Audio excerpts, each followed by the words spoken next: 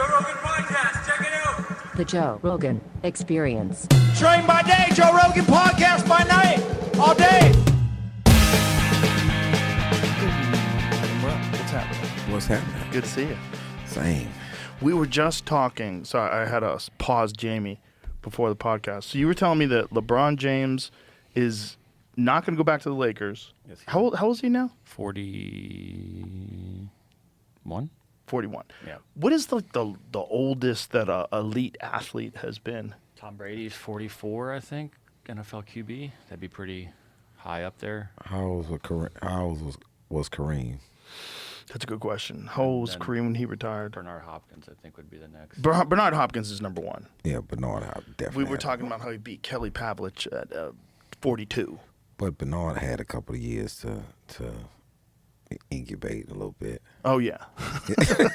Well, you know about that. Yeah. Not take damage and steal up the mind. He had the most intense discipline. That guy never got out of shape, which is also a giant contributor to longevity. Never was building back. You know, he wasn't like a 42-year-old who was like, you know, he took 6 months off. I haven't been in the gym. No. It was every day. It was running, nutrition. Everything was always on point. It never varied. Kareem was like 42, I think. So he might be the oldest of the past guys. But this was before all the science, right? Yeah, the science changes things. The science. So we were just talking about the science.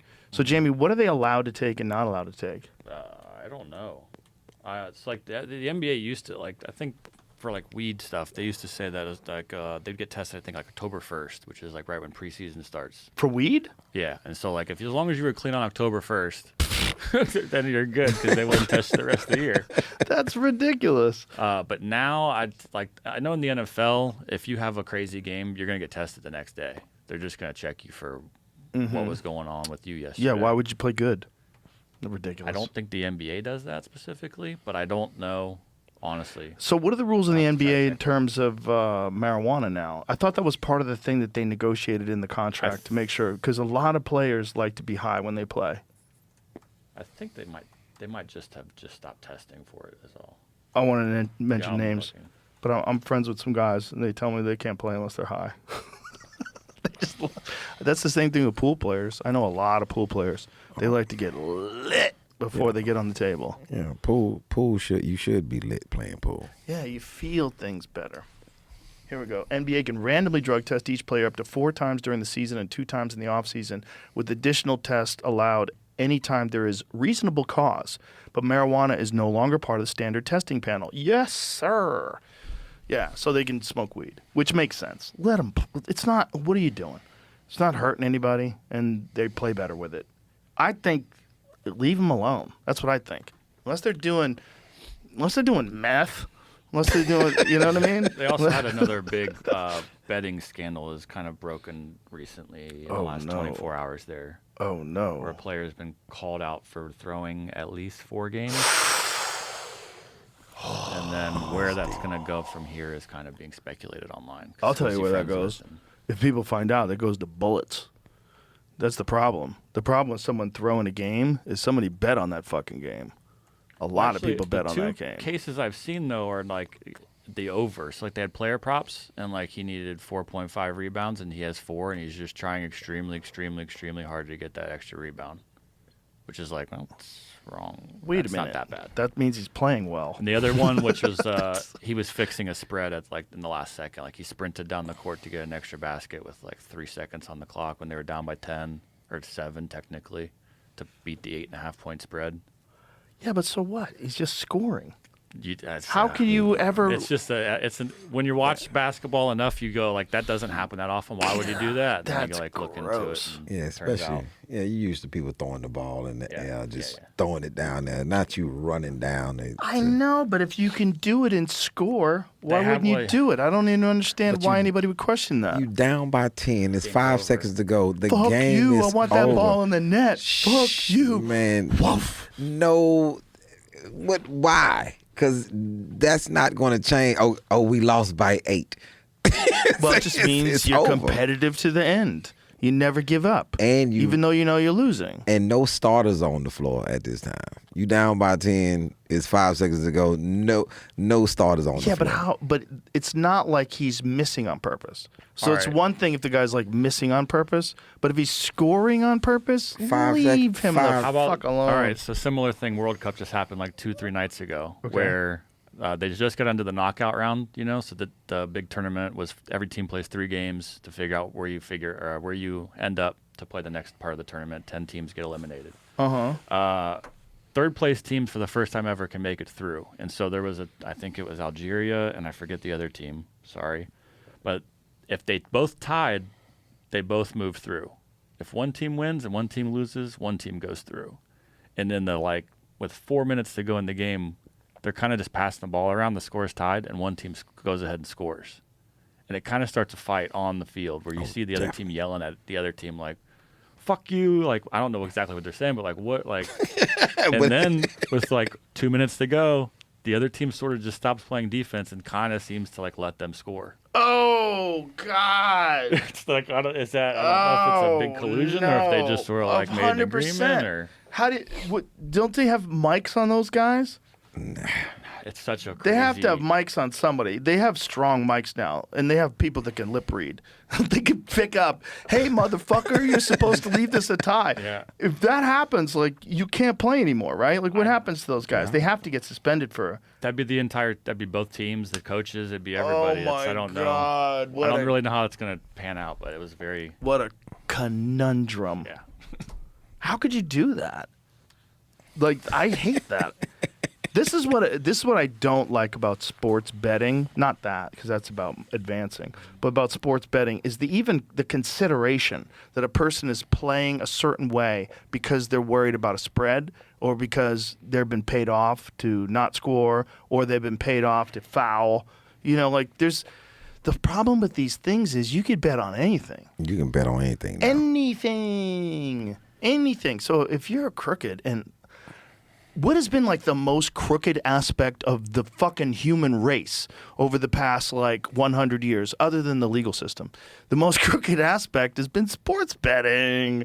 It's always crooked. Sports and politics. Politics. They damn near. They're all the same. Yeah, they the same. It's the same. It's money. It's anytime there's money involved, and decisions can be shifted, influence can be used to make something happen. But it seems like that with most things that people have some type of, hierarchy desire for. They 100%. They gonna put something in, like even with like awards in game. This is who can promote the best and who can, if you can take all the people that vote to dinner and, smooze them at dinner. It's gonna be a thing where who's going to beat you when you got all the voters. Right. Or you have a situation where you have people that work for your company that can vote. You know what I'm saying? How are you not going to vote for the project that the company put out? Right. Yeah. We got 60 voters, so we at least got 60 votes. I think you said it best when you said the hierarchy. That's really what it is. It's in anything that has any kind of a hierarchy. Politics is the ultimate example. Politics is the ultimate example. But there's that hierarchy shit in everything in the world. Everything. And it trips people up. But with politics, it is a little more detrimental than with sports.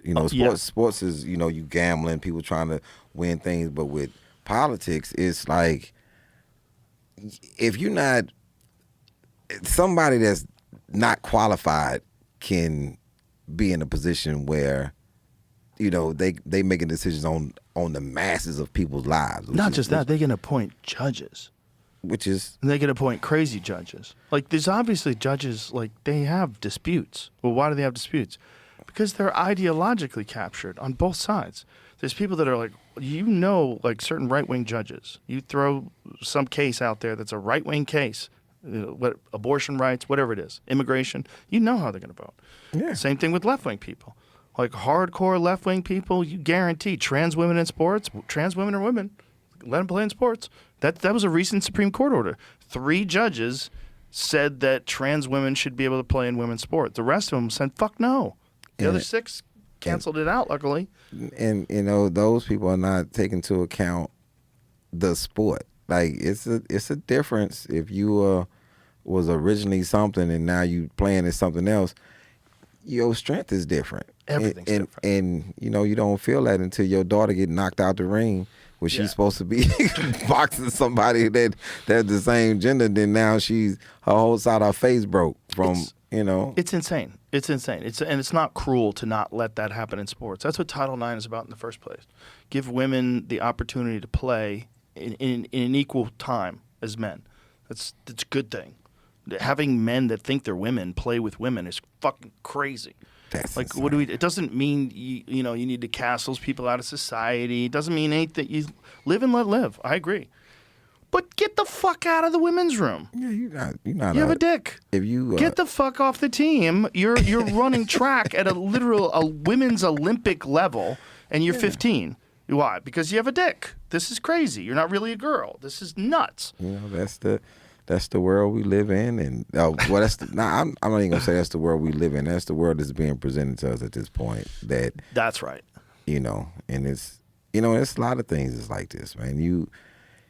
This is why in comedy, I choose not to go the current affair or the political route, because I don't have time to separate the room. I'm too busy trying to do things to bring the room together, and that's more of a righteous aim for me. Well, I said this before. I'll say it live publicly. What you've done is very extraordinary because you've made a giant following online completely organically. It's very inspiring because all you do is just do your thing the best that you can and put it out there, and it just keeps growing. It's amazing. It's very cool. It's very inspirational, and you should be proud of it because what you've done, like I said, it's totally organic. Like, you don't have a bunch of production companies pushing you and trying to make you more popular than you are. No, it's all just putting it out there and getting this gigantic following just from your work. Yeah. Just the work. Appreciate it. And then, even with that, you still have some type of responsibility to not see things the same as other people. Like, I just got all this flack about me talking about how this business of people inflating things has caused depression in comics. That we supposed to be a happy craft, but now it's this big push about if you're not on social media, you're not on this, you're not on that. A lot of these comics are, going through this mental health thing where they always sad about their numbers, or this, that, and the third. Like, yo, man, it's a thing, and some people inflate things, and everybody wants to be on the same level. So sometimes you can't be, or you can, but people look at it as a certain way where when you're proud of the steps that you've taken, and if I played in the G League, that's not the NBA.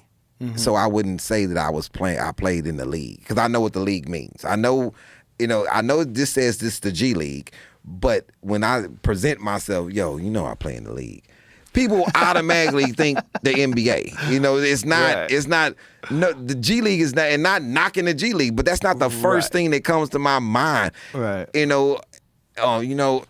just playing for the Washington Generals is not the NBA.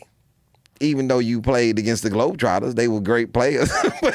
But we know how this game goes. But that's how people see things now. Well, the number thing is real. The numbers thing is a real problem with people because it gives you a quantifiable measure of whether or not you're doing well. And if you already have anxiety, which a lot of comedians have, you're already socially awkward, which a lot of comedians are. You don't feel accepted, which is how a lot of comedians feel. And then you look at those numbers. You're like, 2,400. I only have 2,400 followers? I've been doing comedy for 7 years. Why do I only have 2,400 followers? And then you go to someone's page that you never even heard of, and they have 1.2 million. You're like, what the fuck? And so this is about being grateful in the position that you're in. I remember when they would people was pushing me, oh, you need to get on the internet, you need to be on social media. Okay. But I would see those people that had all those followers. And that same year, the year before that, I did a half-hour special with Comedy Central. Then year 2018, I did a full-hour special with Comedy Central. I had 500 followers on Instagram. I had 300 subscribers on YouTube on a page that I didn't own. I had to fight to get this page. I had less people on Facebook, but I was efficient in what I was doing. So the numbers didn't pick me because I had these numbers. They picked me because I came and I did what I did, and then he's great. So then we started going, a route to build it up, but we were already getting things prior to the numbers. Right. What year is this again? This is 17 and 18. Okay. So the difference is that in 17 and 18, people were just starting to be aware of the power of social media, and then they were really concentrating on different comics that had a large social media following.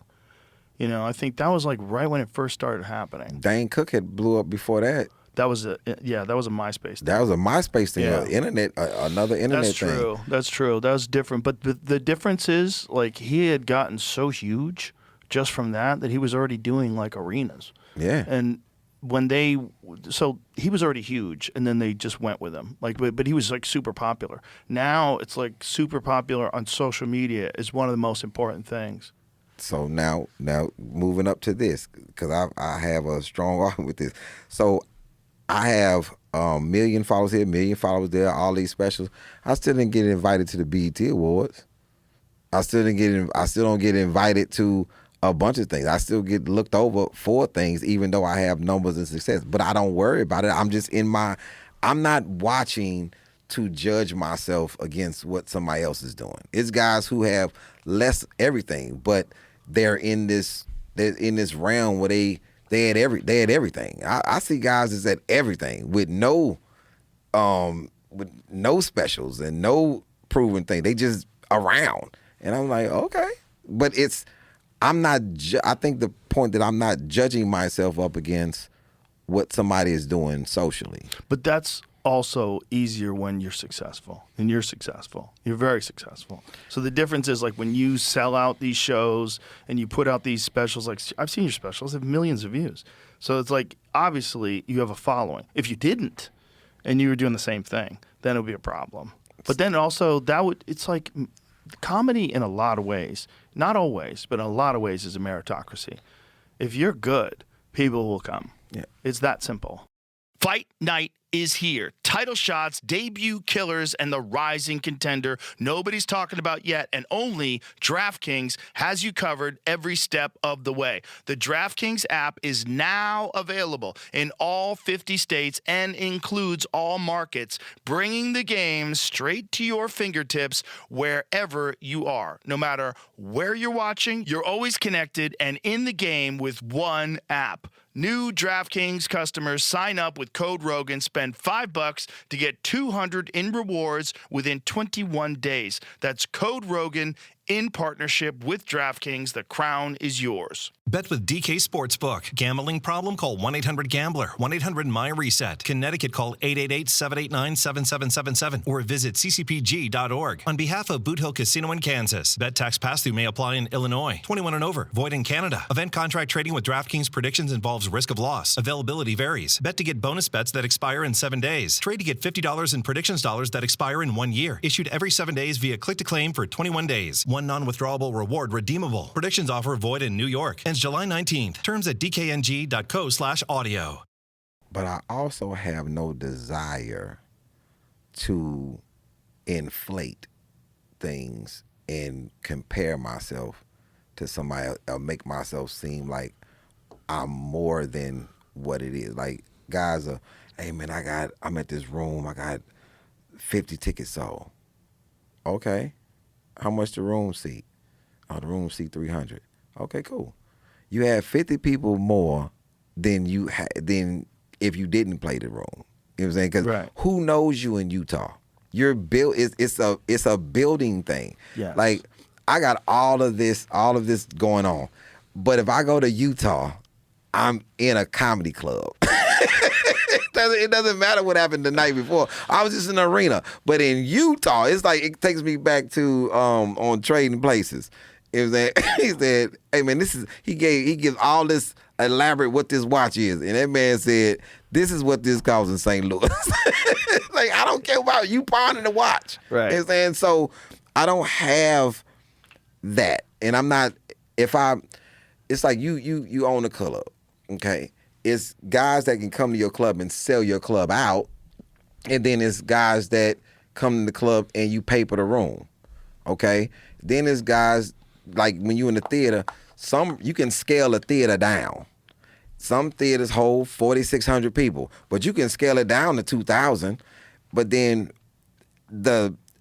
I'm not going to say if the room holds 4,600, I put 2,000 tickets on sale. I didn't sell out the theater. I sold what I put on sale. You know what I'm saying? Because I'm not to the point where I can get the 4,600 yet. If I could sell the room out, then I would need to relish the real accomplishment versus the lesser accomplishment. Inflating. Yeah. And because I don't have this thing where I'm in competition with what happened before me. You know, so With other people. So I'm in San Antonio. We at the theater, and because people can make you feel bad about anything. If you a person that feels bad, just think. Minnesota. It's all these people that's on the team that play for the Boston Celtics that are millionaires. They already millionaires. They play in the league. Boston traded 7 people to Minnesota for one person, Kevin Garnett. They got rid of 7 human beings for one person. So it's like if I was a person that felt bad about my career, this would make me feel bad. Like they like the first person that they asked, okay, I'm gonna trade this person for that person. They're like, no. Well, I'm gonna give you 2 more people. They're like, no. And then I'm gonna give you 4 more people. They're like, okay. And a lottery pick. Okay, I'm gonna feel horrible. They traded me for 7 people. Y'all didn't even want me, realistically. So Boston went. They got Kevin Garnett. Kevin Garnett and 7 other millionaires. They got all this money. That's got all this. They went to Minnesota. You know what I'm saying? So if somebody wanted to make you feel bad about something, you know, they could if that's how you are. So I'm in San Antonio. The line is around the block. The place is sold out. It's the same sellout. No matter who comes there, it's sold out. That lady said to my face, tomorrow, you should have saw it when Matt Rife came. I was like, in my mind, I was like, and I asked, I say, was it a different theater? She said, no, same theater. So when Matt Rife came, he sold it out. I sold it out 2 days in the same night. But her thing was, you should have saw it when Matt Rife came. I was like, okay. She probably wanted you to feel bad. I was like, but I'm not. Good like, for you. But good for you. But the thing is, a lot of people would. Yeah. That's what it is. A lot of people are in competition with other people. I think you should be inspired by other people. You know, if you want to compete in that way, be inspired. But the moment you turn it into a negative, it's like, you're a fool. You're being a fool. Compete in charity. Also, inspiration is power. It's fuel. If you see someone doing well, you see someone set and you like it, it's fuel that makes you want to go work, makes you want to get some shit done, it gives you energy. It could cripple you if you're a dummy. If you're a dummy and you get angry and you get bitter and then you just put all this negativity on the person who's doing better than you, which a lot of people do. That's a weird dynamics in this business when you know that it's going to be people no matter what you're doing, it's going to be somebody doing better than you. When I was in comedy clubs, I remember being there and they were papering the room. Okay. I wasn't saying I was selling out. They was papering the room. I know out of all it's 300 people in here. 240 of these people came because it was freezing. They sent out the email blast. But then what I looked at was they wanted to come. Yeah. They wanted to come. They're probably comedy fans, which is why they're on the email list in the first place. And then those people, you give them a great show, they'll come back. Then the next time I came, they didn't pay for the room. They sold the tickets. Yeah. That's how it used to be, man. That was the old days before social media. You would build a market. So you would just show up at Philadelphia once a year. Show up, do your homework, like make sure you got a tight set, you've been practicing, you're ready to rock, you fuck these people up, and then leave. And then they're like, can't wait till you guys are back again. And then next time you come back, you know, all right, I built an audience now. I can't disappoint these people. I got to get fired up. And that's what it used to be. It used to be a totally organic thing across the whole country. Is it a thing? Is it a difference, in your opinion, between me bringing my audience to a venue from whatever other thing that I do versus people coming that don't know anything about me and me winning that person over versus the person that already knows me? It's a different thing. You know, people are coming to see you specifically. You've already won them over. That's a different thing. Or they want to take a chance on you. That's a different thing because I've heard about you. But when, you know, that's a completely different thing because you have an audience now. You have fans. When you are just performing at a club and it's a papered room, you have an opportunity. You have an opportunity to turn these people into fans.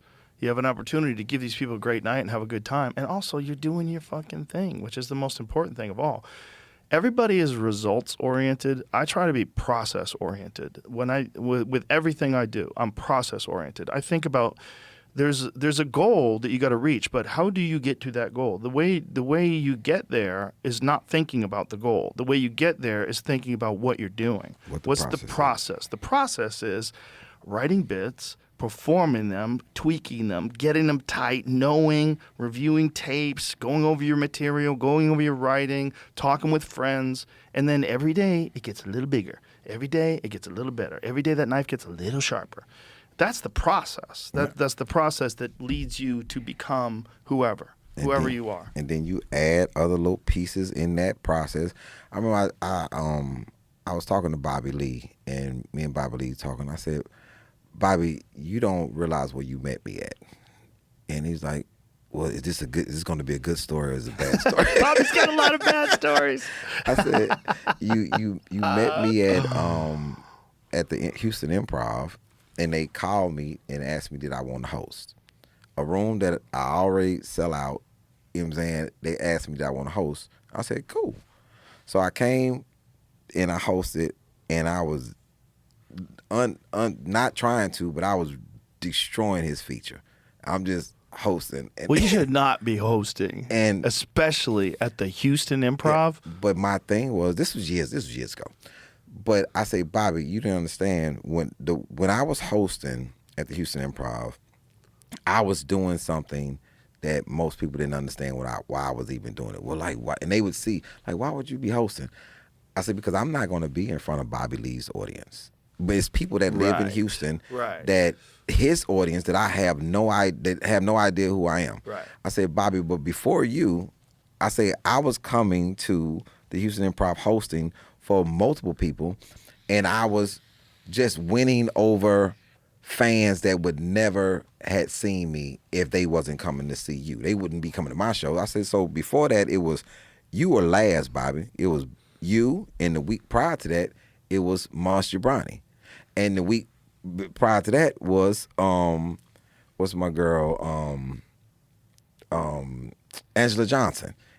And before that, it was some random white guy. I said, I just came, and I'm a comic, so me hosting was no big deal. I wasn't working, so I said, well, let me just come host it. That's what they want me to do. So I gained fans from 4 different audiences in a month. So when I came back, they was like, yo, I saw you with Mons Gibrani. And so I came back to see you when you put your show up. I'm like, cool. So my process, that was a part of my process. It didn't matter who I hosted for. And then I was like, okay, cool. You know, let me go like when I hosted for Bill Burr. Bill Burr was like, "This is crazy." We in Austin at the Paramount. And I said the worst thing about this was that at the time I was wearing all black, and I went to the show, and when I walked on stage, the first thing I said is, "Hey, I do not work here." Don't, like 8 people asked me where's the bathroom. I don't know. I don't work. But it was like I looked like an usher. Like, I'm like, yo, this sucks. You know, but it was a cool gig. That's hilarious. That's a smart approach. I mean, that's a great way to build, especially if you're already headlining. Yeah, I think that thing about concentrating on the process, people should try to apply that to everything. You know, my friend John Dudley, who taught me archery, he's a big believer in that, being process oriented. Like, that's how you get better at archery. And he used to compete all over the world, travel, compete in archery tournaments.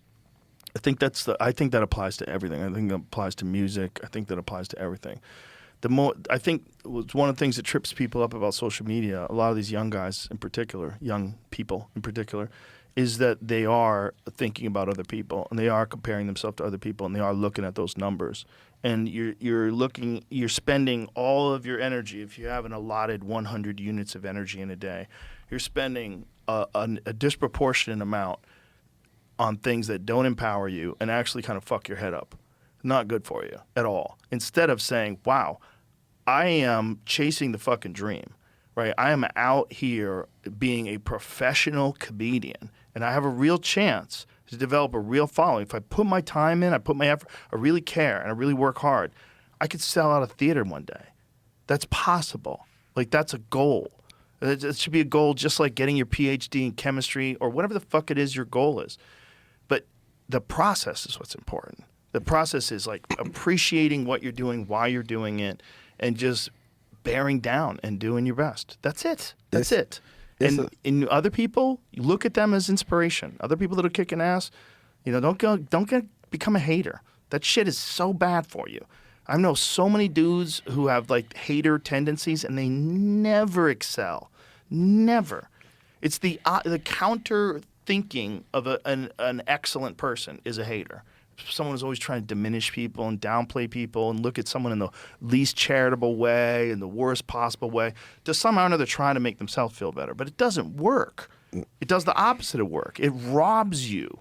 It robs you of your self-esteem. It robs you of your self-respect. You're spending so much time thinking about this other dude. Like, why? It's a lot of energy. And my dad, this is one story that I did not put in the special that I should have. And my dad had all these thoughts, and I literally say he was a crazy man, but when you think about the things that he would say, made sense. My dad, and why would you be telling me this at the age but he just gave them, I think I was like 11, and my dad out of nowhere just said, you know something, people spend the same time and money on being fake when they can put that same time and money into being real. Yeah. And I'm like, I didn't understand what that meant. But as I got older, if you spend any money or time faking something, you could probably spend that money and time being real about something. Yeah. You know, why go buy a fake necklace to act like you rich when you can go buy a real necklace? At some point, and be rich. If you comparing it to necklaces, but I just didn't understand it at the time. But then as I got older, I understood, like, why put this time in to pretending when you can put that same energy in and then become real at what you do? It makes no sense. My Uncle Vinny, when I was 6 or 7 years old, I was staying at his house with my cousins, and we were supposed to brush our teeth, and I didn't like following rules, period. And so I wouldn't brush my teeth. Instead, I would take toothpaste and smush it around on my teeth, and so that when they smelled my breath, they would smell toothpaste. And my uncle explained to me. He goes, I understand why you're doing it.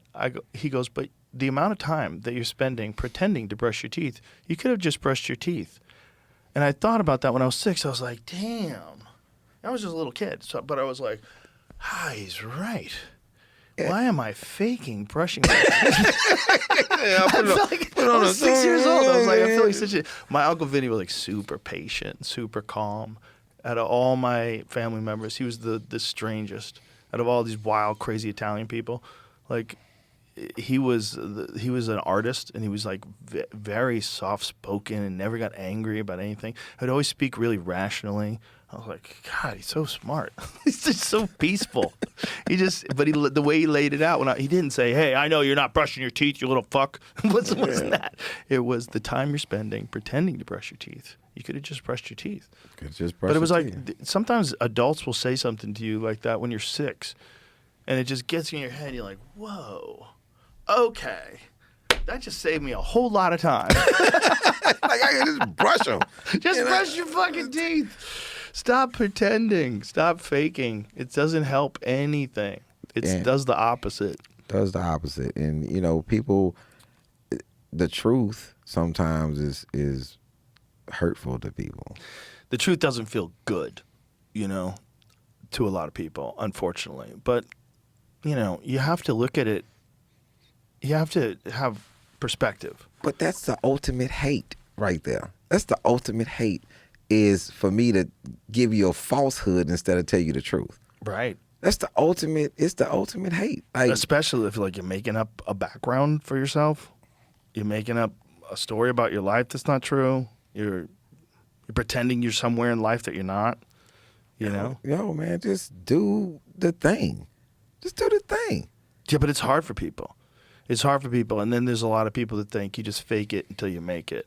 And then you hear stories. Oh, this guy, I had $500 in my bank account, but I told them I got this, I got that loan, and next thing you know, my business is making all this money. And you go, wow, he faked it until he made it, and it worked.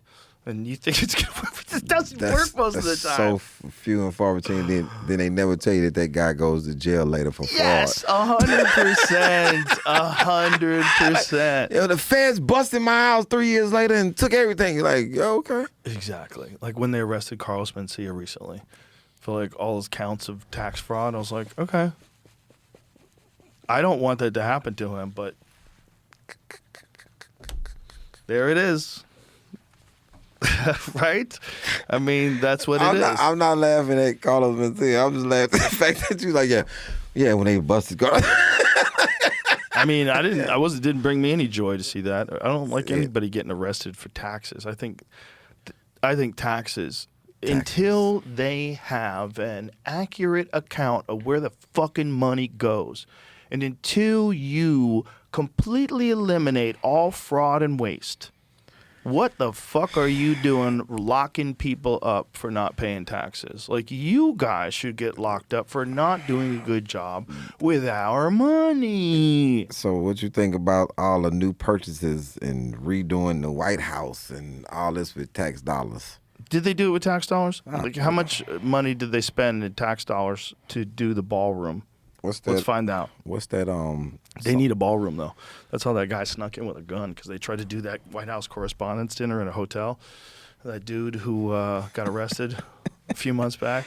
What's this resolution? The pool, something full of algae right now that we spent all that. Yeah, I don't know about that.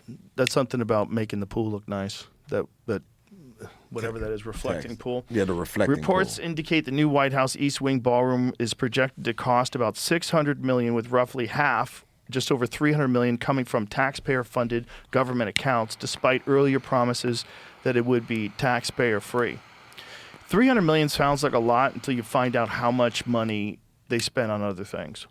When you find out how much fraud it is in NGOs, how much fraud is in nonprofits, how much fraud is in insider trading and propping up companies so that they can get better deals. Well, the whole thing is fraud. The thing is, if you spending, I understand how much money goes in other things, but if you spending any money that's my money that I don't know that I need it, or that's not really the aim, the goal. You should be able to vote on it. You should be able to vote on. But you should be able to vote on where all your tax money goes. How much tax money is being spent on getting smart people in place, making smart children? That's the big one.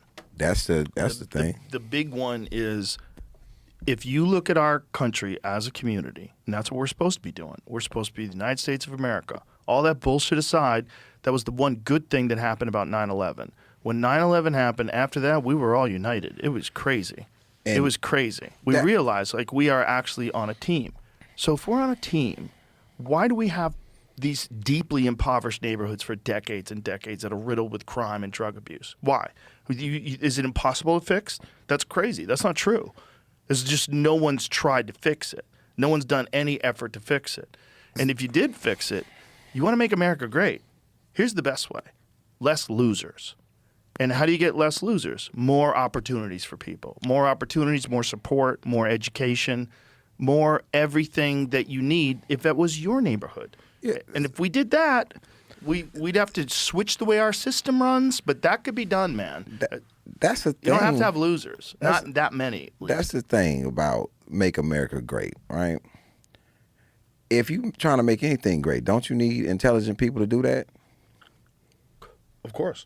That's the number one thing. So when we have all these divisive people that's on a lower vibration, how is that making the country great if we're putting people in position that don't have the experience or the education in those things? And then we just saying a bunch of divisive things. Yeah. It was if I'm watching the extravaganza that happened at the White House, what was the thing? Michelle Obama is a man. Like, how did that help?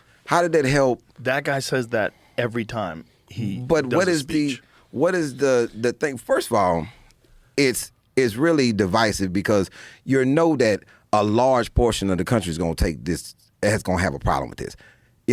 Clearly she's not a man. You know what I'm saying? But it makes no sense.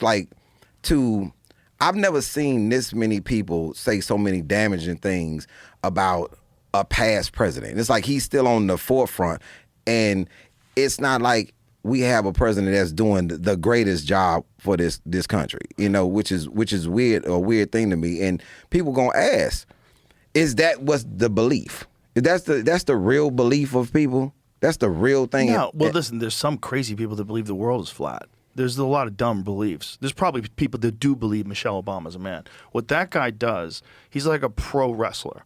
Like, he's got a character called the Incredible Hulk. It's very corny in a lot of ways. Sometimes it's, cringy. But the point is, he gets a lot of attention because of all this. That's what he's doing.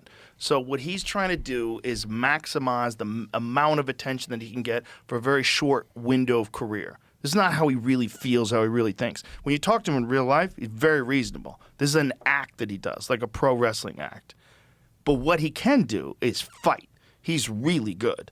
And that's what's so confusing about it all. So you got this guy who's created like this fake persona where he puts on an American flag bandana, comes out to Hulk Hogan music, does all his interviews with sunglasses on, has a bunch of crazy, silly rhymes, and says ridiculous shit, just trying to get attention, most amount of attention. So it is very divisive. Don't get me wrong, but that's by design. So he's Hulk Hogan and Randy Savage in the same but an actual fighter, and a really fucking good one, man. He just knocked out Derek Lewis at the White House.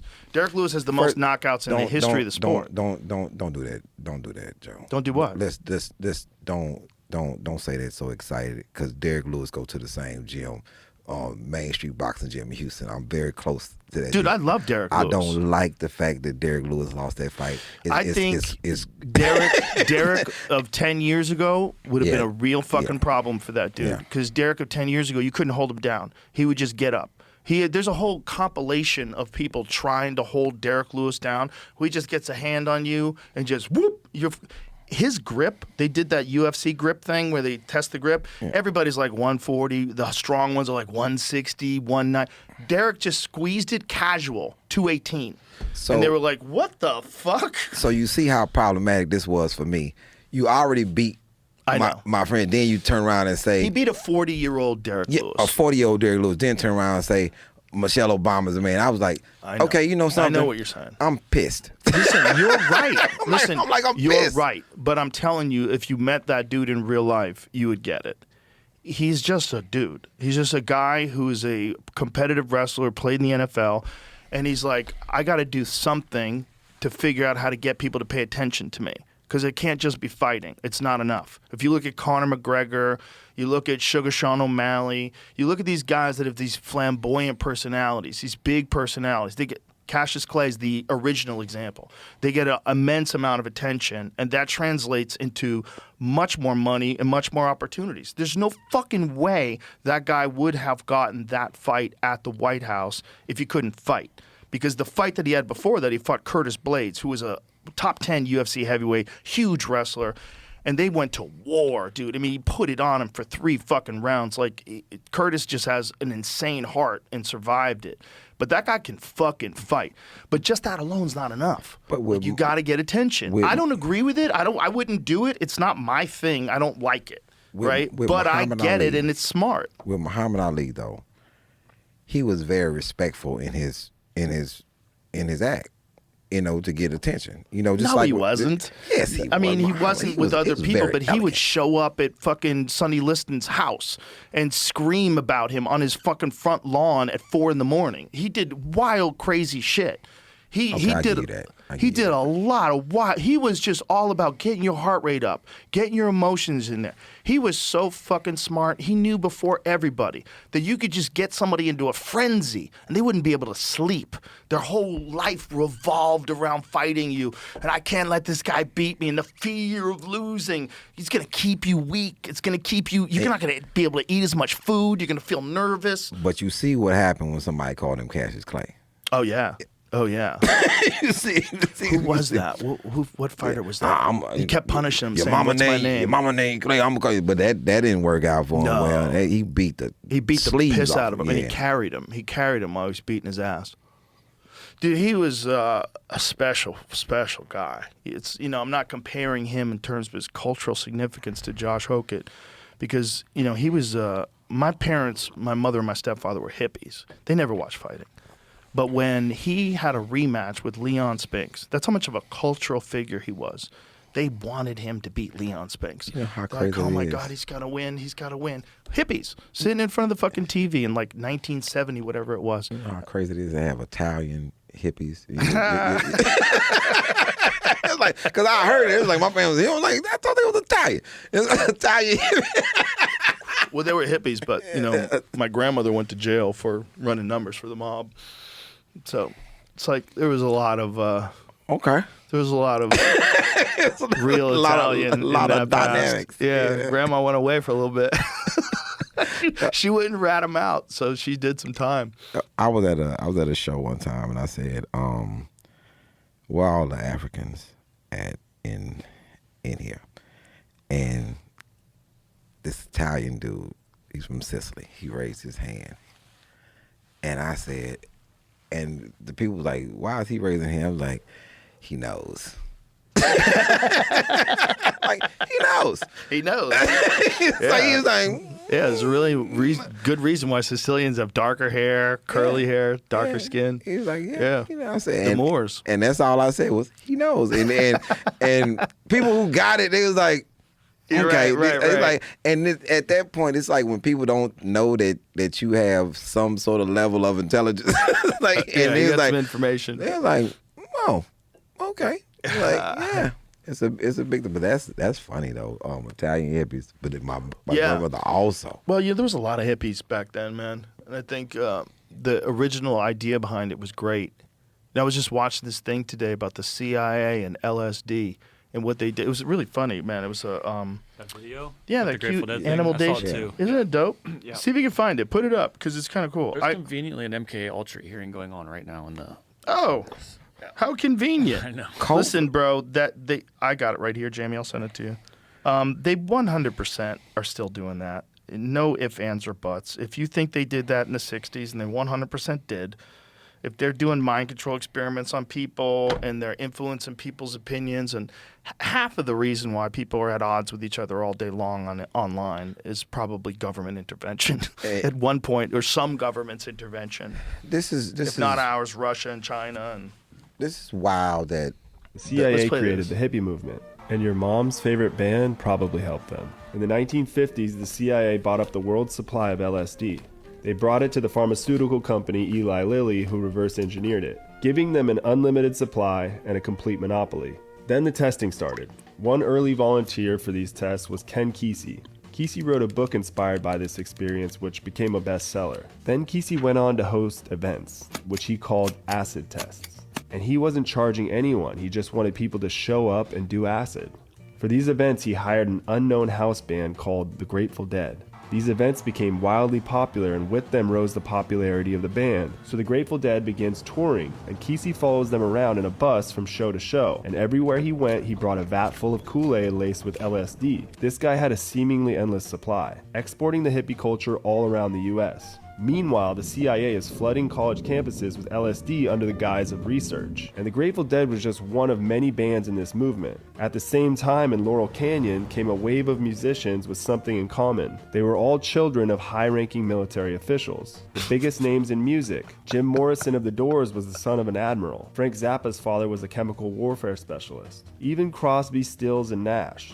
Yeah, all three of them. And all of these bands as well. The theory is the CIA orchestrated the hippie movement to steer a very real anti-war movement into something a little easier to combat.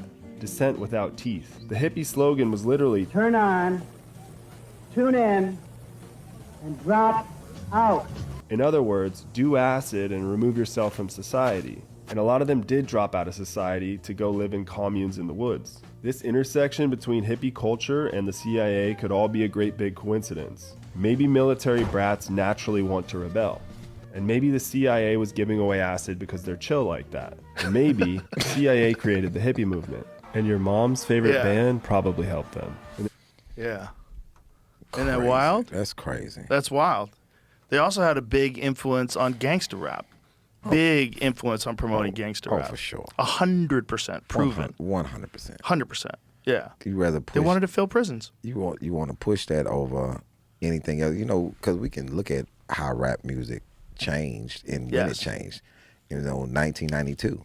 Yeah. After 1992, they was like, no more positive rap. Well, it was whenever Straight Outta Compton came out, because I was in Boston at the time. I would remember to the day it happened. But Straight Outta Compton wasn't a drug-filled induced album. It was, if you look at some of the songs, you look at a lot of the songs that was on that album, it was rebellious songs against the system, Fuck the police. And then 1992, man, when they decided, we don't want no more De La Soul, we don't want no more Tribe Called Quest, we don't want you get them leather medallions off your, it's like, we need, like, man, what, like, self-destruction and West Coast All-Stars, they was like, what?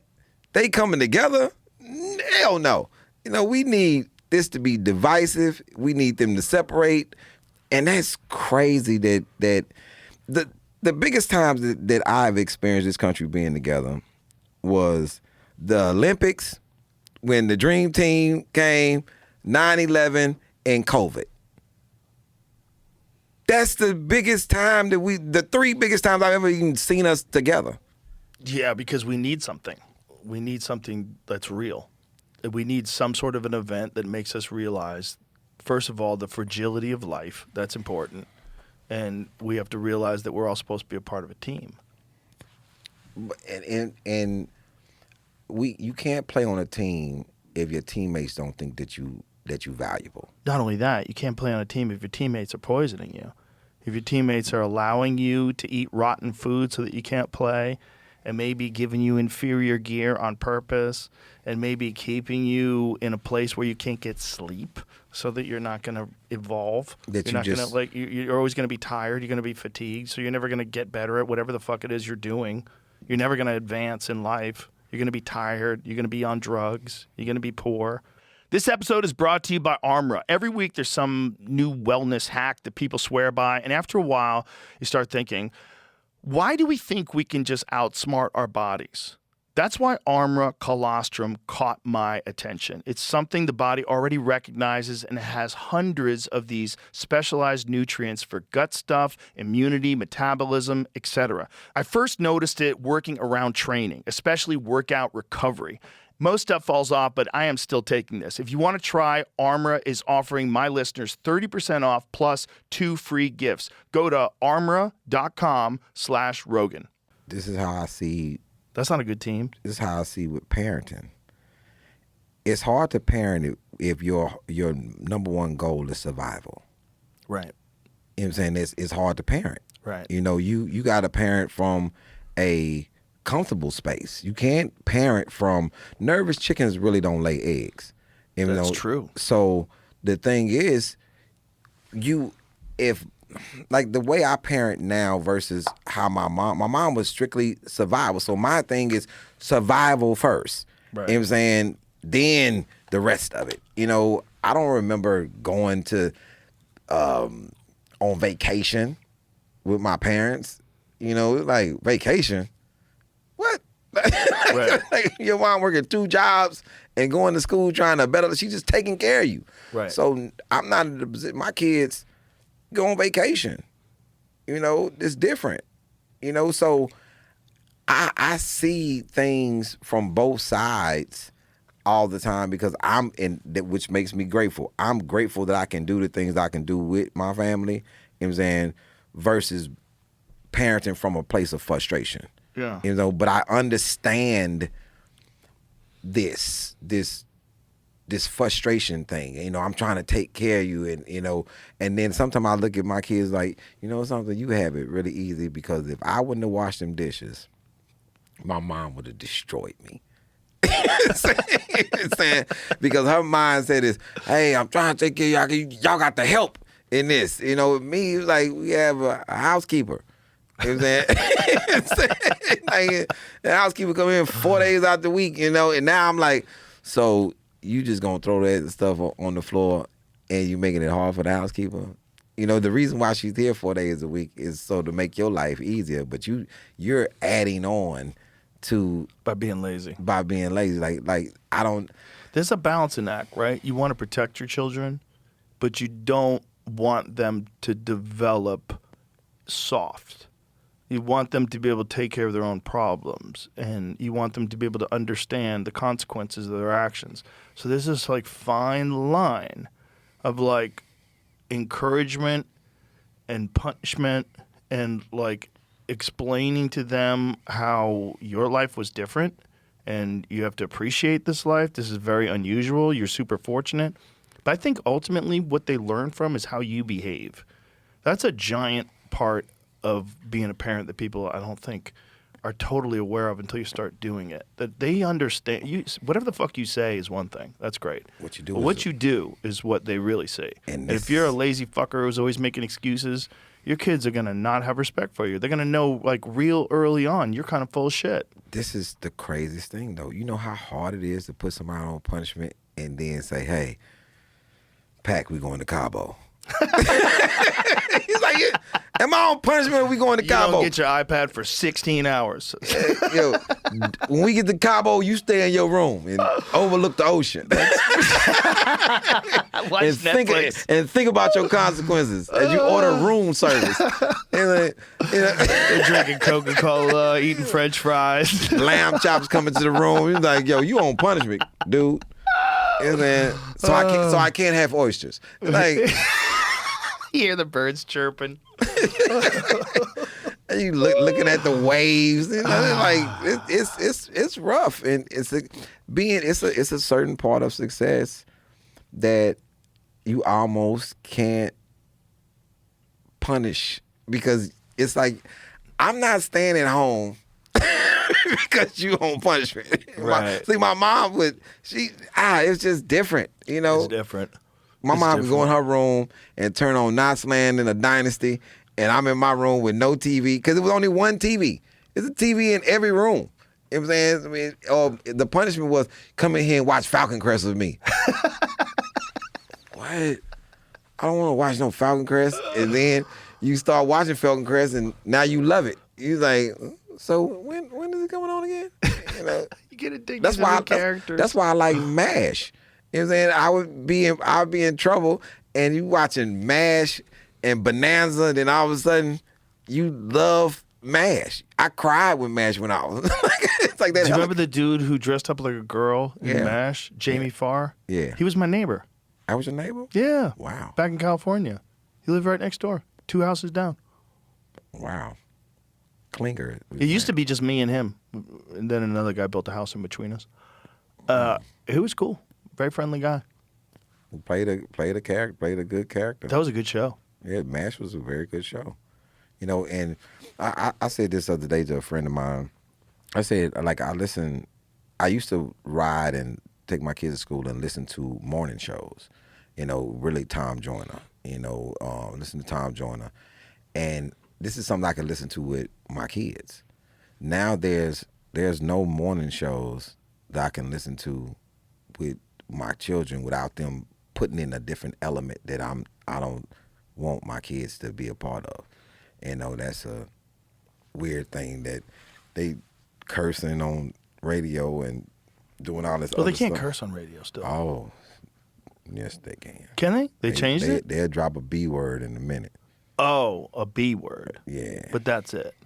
You can't say fuck. No, but Yeah. but the rest of it, you know, you got daughters, you in the car. Right. And you're hearing some shit you don't want them to hear. Like, Yeah. that's a weird thing. You like, so they go to school and, you know, and they say, you watching the B, you like, damn, that was the ending of the show. Right. So now we ride and listen to Keisha Cole.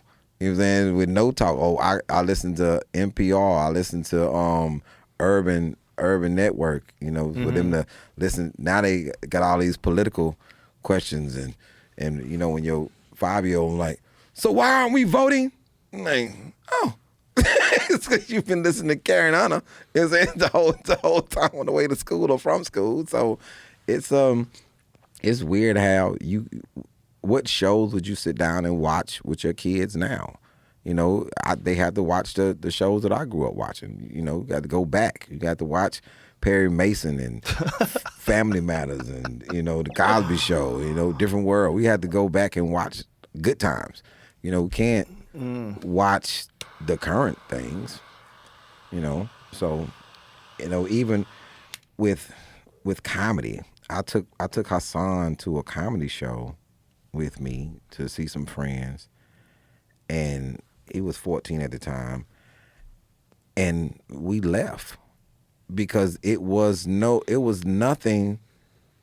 The things that were being said, it kind of made me go back to when Cosby did the story about his son going to see Eddie Murphy, and his daddy said these things, and I was sitting there like, after the first 2 minutes, I'm like, yo, we got to get out of here. How old was he at the time? 14. 14. That's too young. And I'm like, yo, man. Yeah. But I mean, the guy who's doing comedy is doing comedy for adults that are drinking in a nightclub, right? No, we was at a event where it was all these bodybuilders. The gym, Next Level had did a show for all the people that work out there and the trainers. Oh. And I'm thinking, okay, this is at a ballroom. You know, it's probably gonna be pretty cool. Oh. And I stopped in. You know, we sat in the back, and then it went left. And I was like, hey, man, let's get out of here.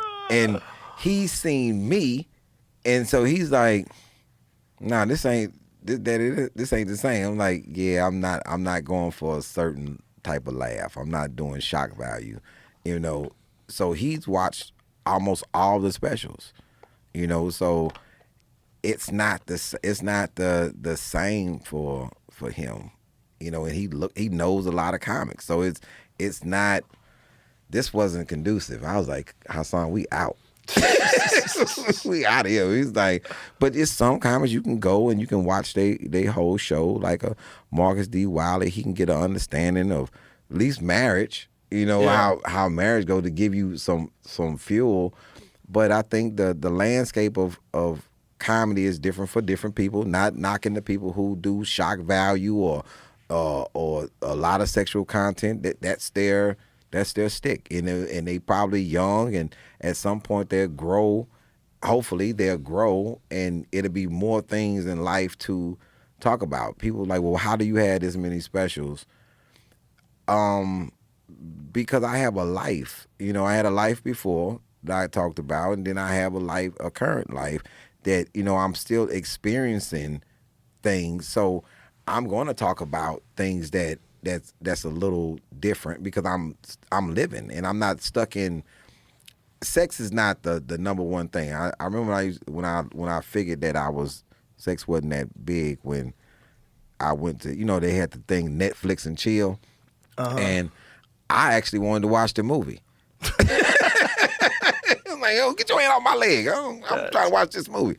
You know what I'm saying? So That's funny. So it's a thing about the development in this game of how you grow and what you think about. Well, I think comedy is just one of the problems with the label is that there's no genres. It's not like blues comedy, rock and roll comedy, hip hop comedy, EDM comedy. It's just comedy. You don't know what it is. It's just different people's perspective on things. And there's different kinds of comedy that people like. You know, some people are giant Richard Pryor fans. Some people are Sam Kinison fans. Some people are Jerry Seinfeld fans. Mm-hmm. And some people love Bonnie Raitt. And some people love, you know, whatever, James Brown. Fill in the blank. There's a lot of different styles of music. And there's a lot of different styles of comedy. And all that I care is that you enjoy what you're doing, and you're doing it because you enjoy it. And if you're doing that, I don't give a fuck. I don't give a fuck what you're doing. I don't care if you have props. I don't care if you write signs and hold them up for the crowd. I don't give a shit what you're doing. I don't care if you do impressions. I don't give a fuck what you're doing. That was a huge. So when talk about the scope of comedy, you know, I can start with Carol Burnett, and I watched that, but the guy who I watched on HBO a lot, I knew I wasn't gonna do that type of stand up. That was just a whole different thing. But Gallagher was crazy to me. Crazy. That was the craziest. Everybody wore plastic. They had garbage bags around their necks. The front, 6 rows? Yeah, just getting splattered with watermelons and pineapples and coconuts and whatever the fuck he was, cabbage. It was ridiculous. Ridiculous. But he also had some good jokes. He had some solid jokes in between then. Dude did a ton of specials. Yeah. You know the craziest story, the Gallagher story, is Gallagher retired and his brother took over. His brother was Gallagher 2. So he had a brother that kind of looked like Gallagher. I remember that. Right? I remember Gallagher 2. And then somewhere down the line, Gallagher decided he wants to start doing comedy again. And he's like, hey, Gallagher 2, the gig is up. And he's like, no. I'm making money. I'm Gallagher 2. And I think there was some sort of a legal dispute. Find out if that's correct. There was a legal dispute between them.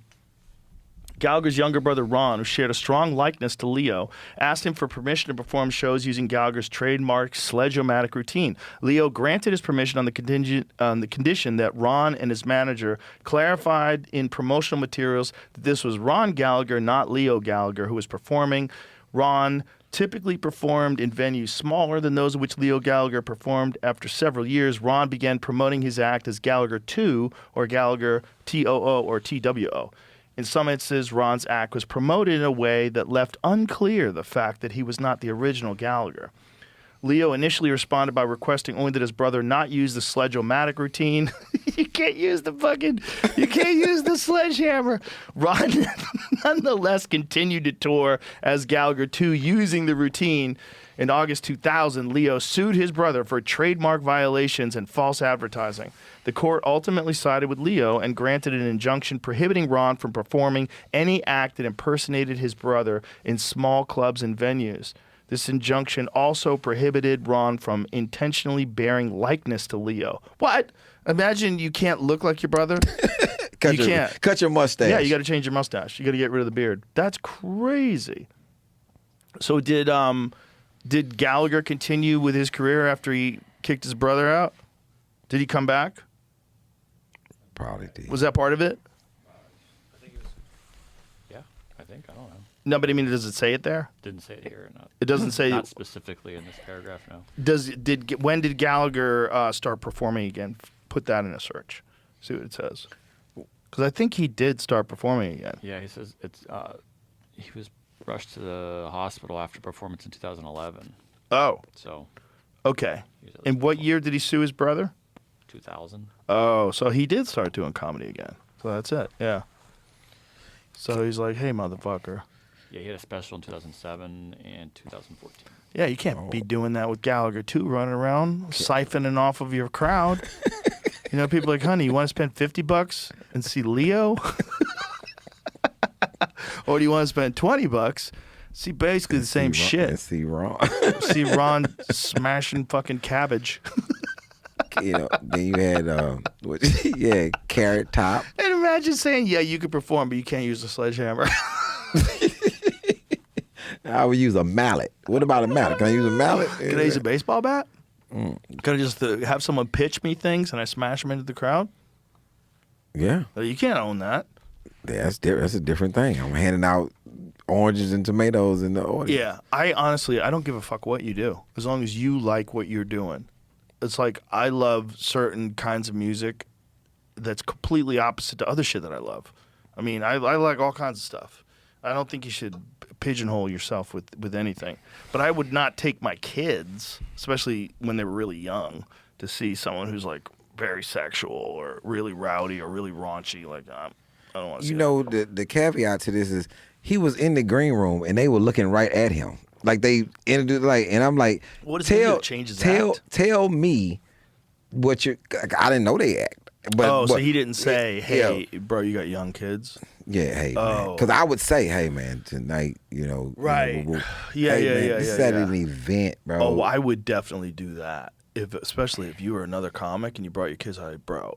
Yeah, because Juan Villarreal used to bring his kids. 7 minutes on dick sucking. We got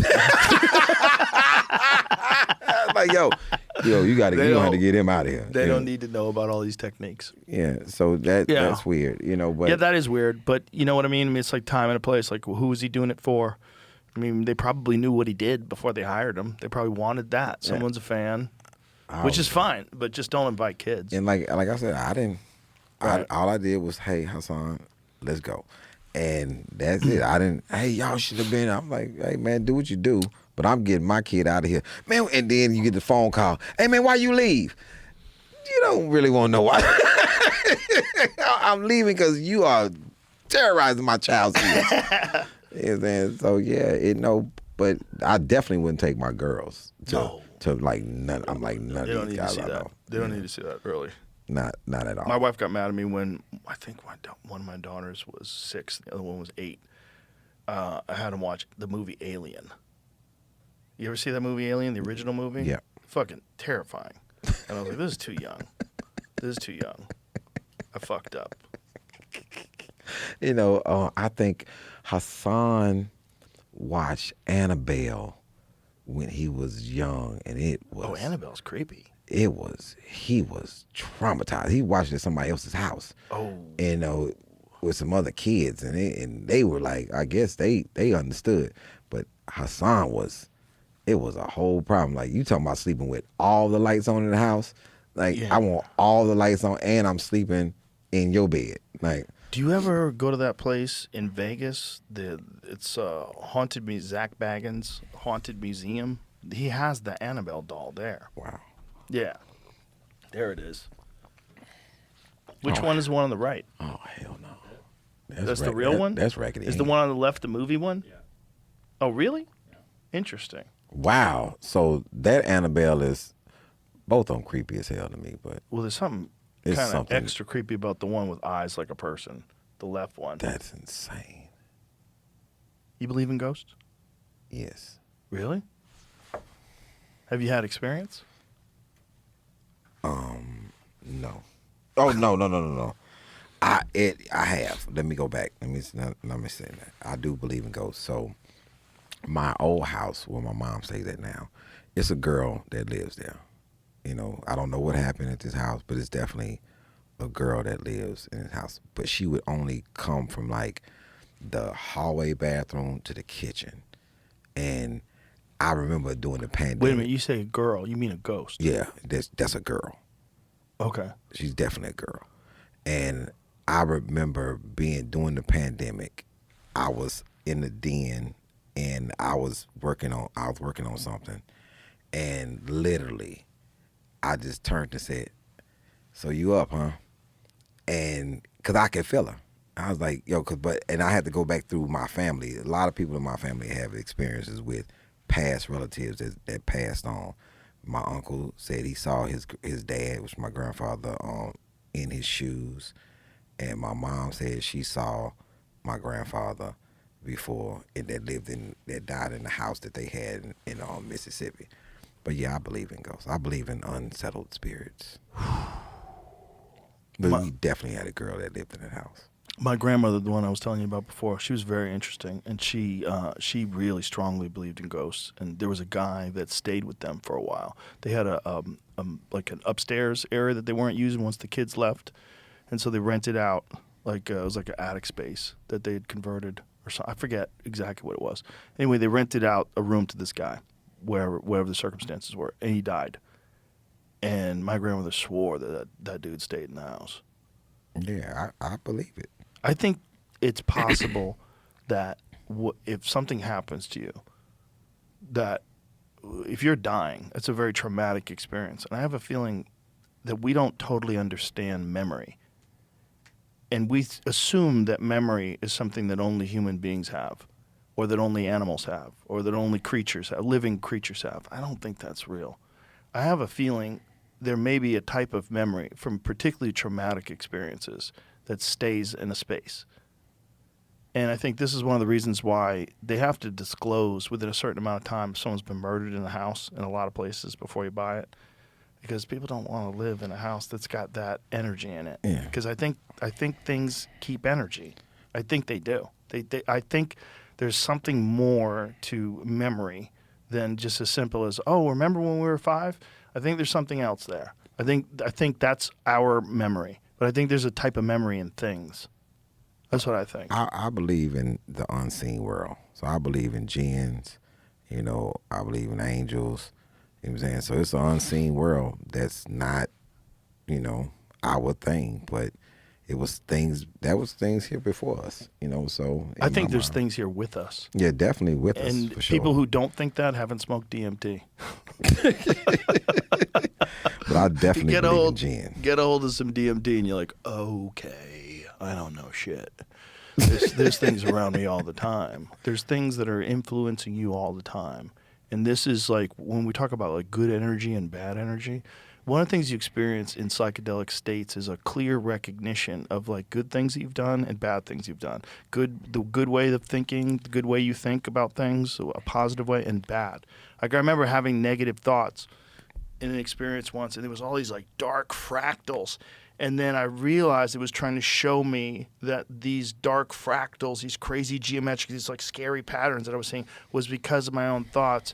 And then I released them and it turned into beautiful geometric patterns over and over. And it kept saying like, look at this and look at this. And I was like, oh, it's actually the way you think changes the world around you. It has an effect. It might not have the ultimate effect. It might not be 100% of what happens to you and in your life, but it has a meaningful effect. We just can't measure it. And there's things that are out there, whatever they are, they have some kind of consciousness that are around us all the time.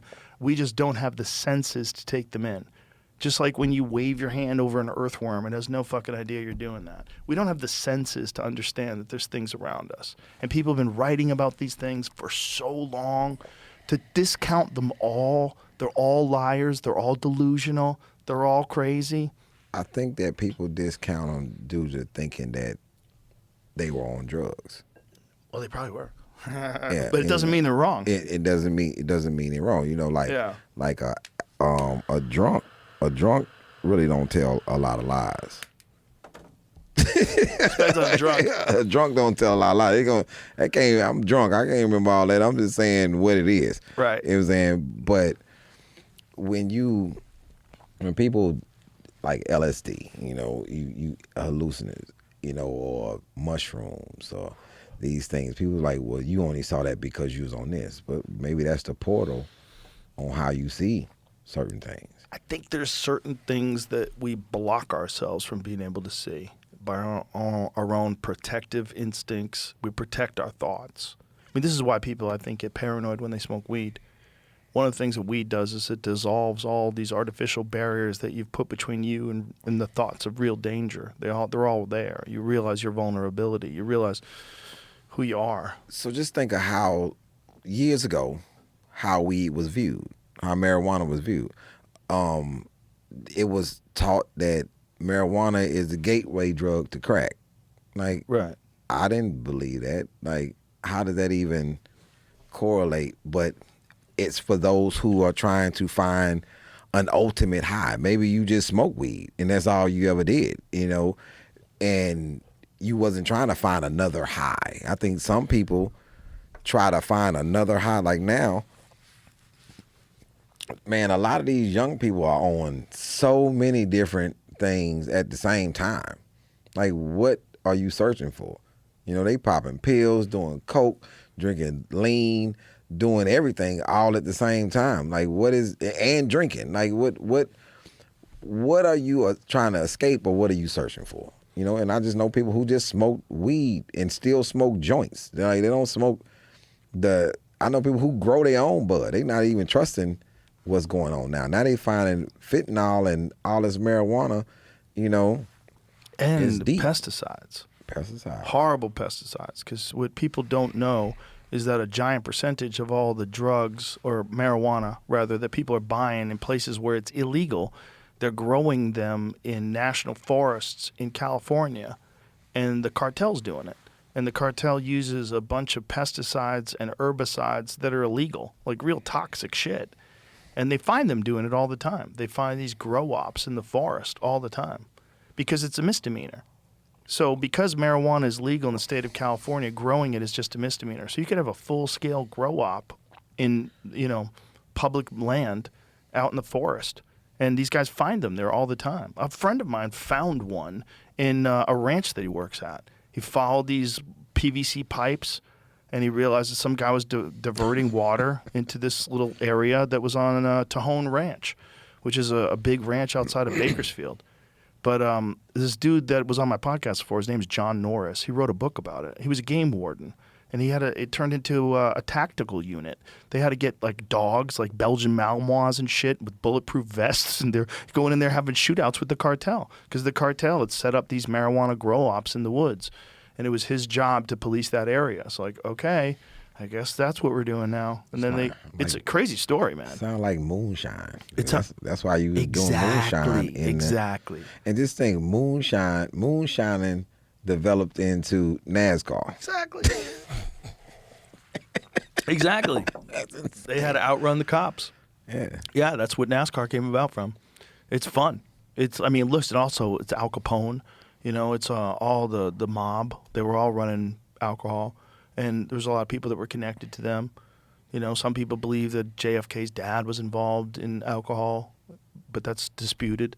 But the point is, it's like a lot of people were making money selling alcohol, and they were all criminals, all of them.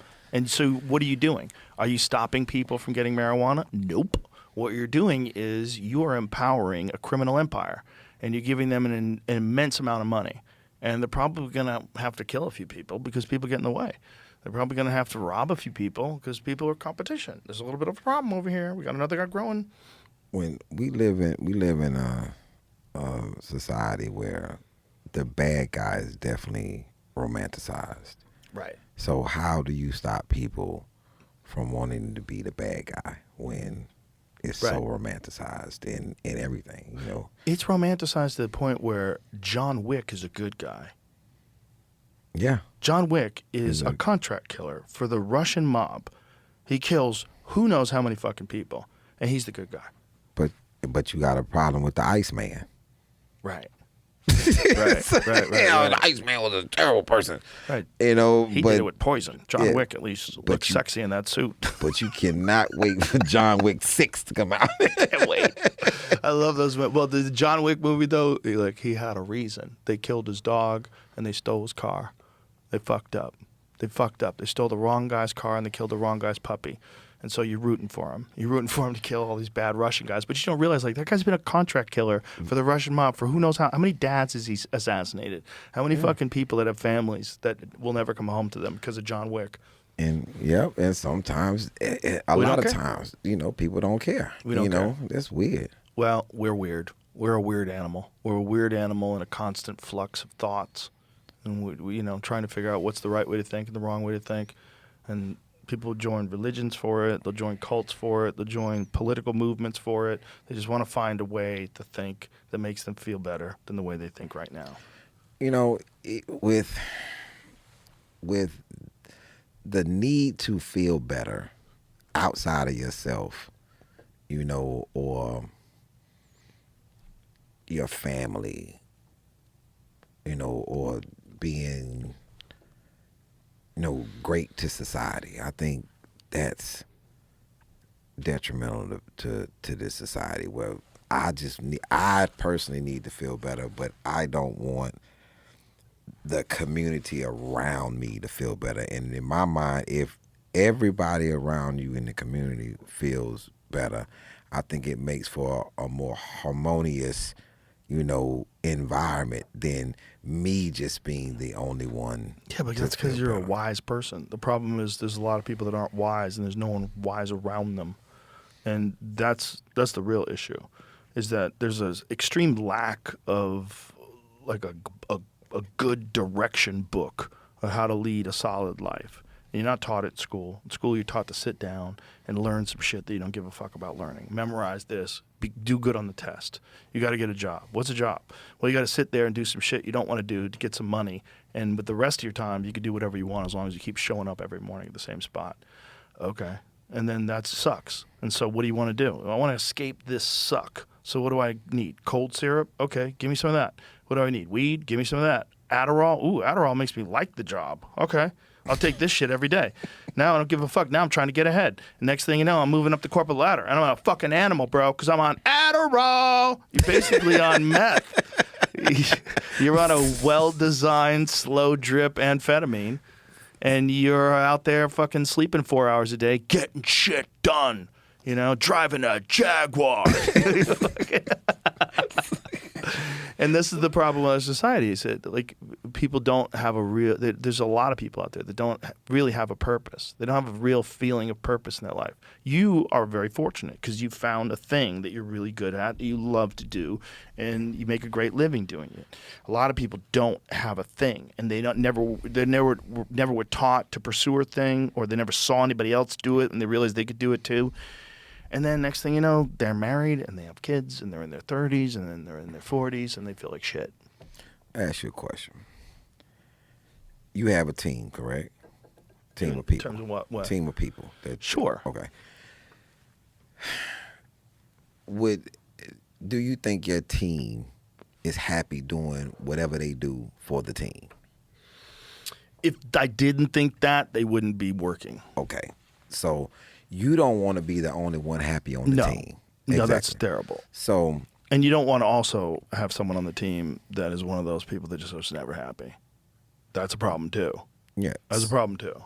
So there's people out there you can't fix. So with, like, I produce other people's specials now, and comics that hit me, hey man, I want you to distribute my special. I want you to do this with my special.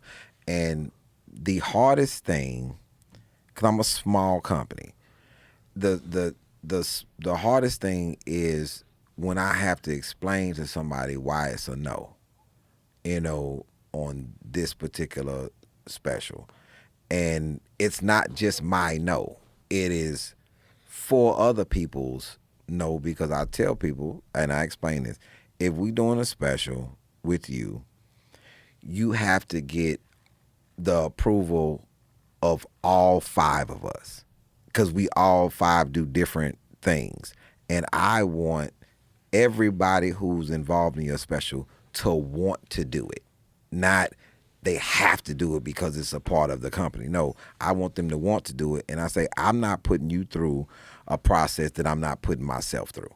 You know what I'm saying? And I've tested this team with me giving them a special that I knew that wasn't special. And I'm the head. I'm like, I sent it out, and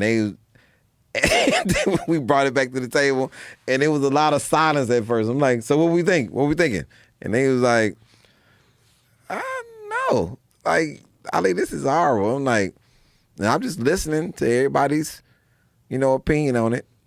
And they was like, I don't understand the direction. I don't understand where you're going with this. I just, we're going to have to fix a lot of it. I'm like, and I'm just sitting there listening. And we took the vote. And when we turned the vote in, it was 5 no's. And he was like, so what was your take on it? I said, I knew it was a no from the beginning. I just wanted to make sure that y'all wasn't going to try to fluff me with because he's the head, we're going to say yes. And I'm like, good. So anytime we do a project, it was that I put it on the table just like I put anybody else's project on the table. And you got to get all 5 people. If you want me to finance, you got to get me. Then you got to get the marketing person that's going to market it. Then you got to get the director. You got to get the manager. You got to get everybody so they can feel good about pushing your project. I don't want anybody pushing a project that they don't like. That's very smart. Yeah. So you make it a democracy. Yeah. Smart. So if you got all 5 of us, then now we ready. Right. You know what I'm saying? And now I'm going to feel good about somebody coming to me and say, this is going to cost this. Right. Because I know they're doing it out of, hey, man, this is what it's going to cost. We're going to figure it out. And I'm like, cool. But even when I do a special, man, it is a lot of, you don't want to talk about this part? Like, no. It's like, we should talk about this part. And it's been some decisions that have been made it was my call at the end, but it was somebody else's idea, like with Domino Effect. It would have never been a Domino Effect 2, 3, or 4 if I would have stuck with the name that I started with. The name was 1983. So what it was going to be, 83, Part 2. 86. Right. 80. right. It's like, and Rugged, which won 3 Webby Awards. Rugged was the original name was I'm Not Handy, and Eric called me, was like, no, I've listened to it. I watched it so many times. I think that we should go with this name. And he gave me the name, and I sat on it for a day, and then I called him back. I'm like, yeah, you about right. Well, that's good. That means you got good people. And I think that people should put, like right now I'm on the custom fit tour. Well, I'm off into August because I'm gonna take 6 weeks of vacation. But custom fit is not going to be a special. It's just the tour that I'm doing now, because the specials that I'm writing are different than what I just wanted to take this time to just do some material. I didn't want to have a theme, be working on the special. Right. But the theme is about, people think custom fit is about clothes. It's not about clothes. It's about tailor making the people around you. You know what I'm saying? You can be a benefit to, and can be a benefit to you. You know what I'm saying? Not just having these people around, because sometimes people have a bunch of people around that secretly despise them, and secretly despise their success, and that's detrimental to anything. Haters. Yeah. Sometimes haters will get real close to you, stay next to you. It's a problem. And I mean, when you're in a sabotage. position like you're in too, when you're producing other people's specials, you're going to get a bunch of people that come to you that you don't want to do their shit.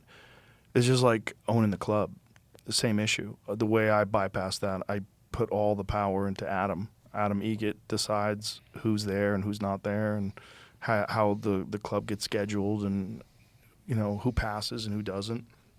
And he's really good at it. He's really good at it. I trust him implicitly, so I don't have to think about it. And I like it, so that when people say, I want to work your club, I'm like, well, you got to talk to Adam. I just perform. I might be the owner, but I just perform there. I don't think about it in terms of like how the scheduling is. I often have to check the website to see who's there. I don't know who's there. It might be mine, but I got a guy who does it, and he does it really well. So why would I get involved in that? It's easier to not. When I had the club in Houston, I couldn't be funny in the club at all. Why not? Because I was actively working the club. So I'm on stage and I'm worried about I see. so many other things, Right. Going on. Like, yo, did you just drop a glass on the ground? Like, like I didn't have enough help. So you got to get the right help. Yeah, I got very fortunate in that a lot of the people that I took to Austin, they were from the Comedy Store and they were out of work. So the Comedy Store closed because the fucking stupid government of LA, they wouldn't even allow them to do outside shows. You couldn't do an outside show in the parking lot of the Comedy Store. They wouldn't allow it. It's so stupid. They were closed for like a good solid year and a half. They couldn't support paying all these people. So they had to get rid of them, and I moved here, and it's the same time. It just by chance. It happened at the same time. And so they were all out of work, and I said, hey, let's get the band back together again. Do you guys want to move to Austin? So I paid for everybody to come out here, and I paid for them. I gave them a full salary with everything for like a year and a half or so, maybe even more, maybe 2 years before anybody had to go to work because the club wasn't open. So I was like, I want to give you a job, like so you could settle in, get used to Austin. You're going to get paid like you get paid, like you're working, but you don't have to work. But I love you, I know you, and come here. Very admirable. With the store, I just performed at the store, main room for TDE. They had a thing before BET Awards, so I popped in. And the Comedy Store has a certain politics to it that, I like the other one a little more, even though all they serve is The Improv? No, the Laugh Factory? the other Comedy Store. Oh, La Jolla? Yeah, La Jolla. La Jolla's the shit. Which is that place is the shit. What a club. They just don't have food. No, popcorn, drinks. I don't believe in food at comedy clubs either. Yeah, so. But it's just a different environment. La Jolla is like very nice, beautiful place. That club is awesome. I love performing there, and with the store in LA, it's like you get there and it seems very, segregated. This is now? To me, that's when I. How long ago was this? I just performed last Wednesday. That's sad to hear because it wasn't like that before. It seemed like the main room and the room around the corner and the belly, all these rooms are different spaces, and that's to me. And it may just be that feel because I'm not there a lot, but. Before I came that time, but the management walked up was very pleasant. What do you mean by different spaces? But obviously they're different rooms. What do you mean?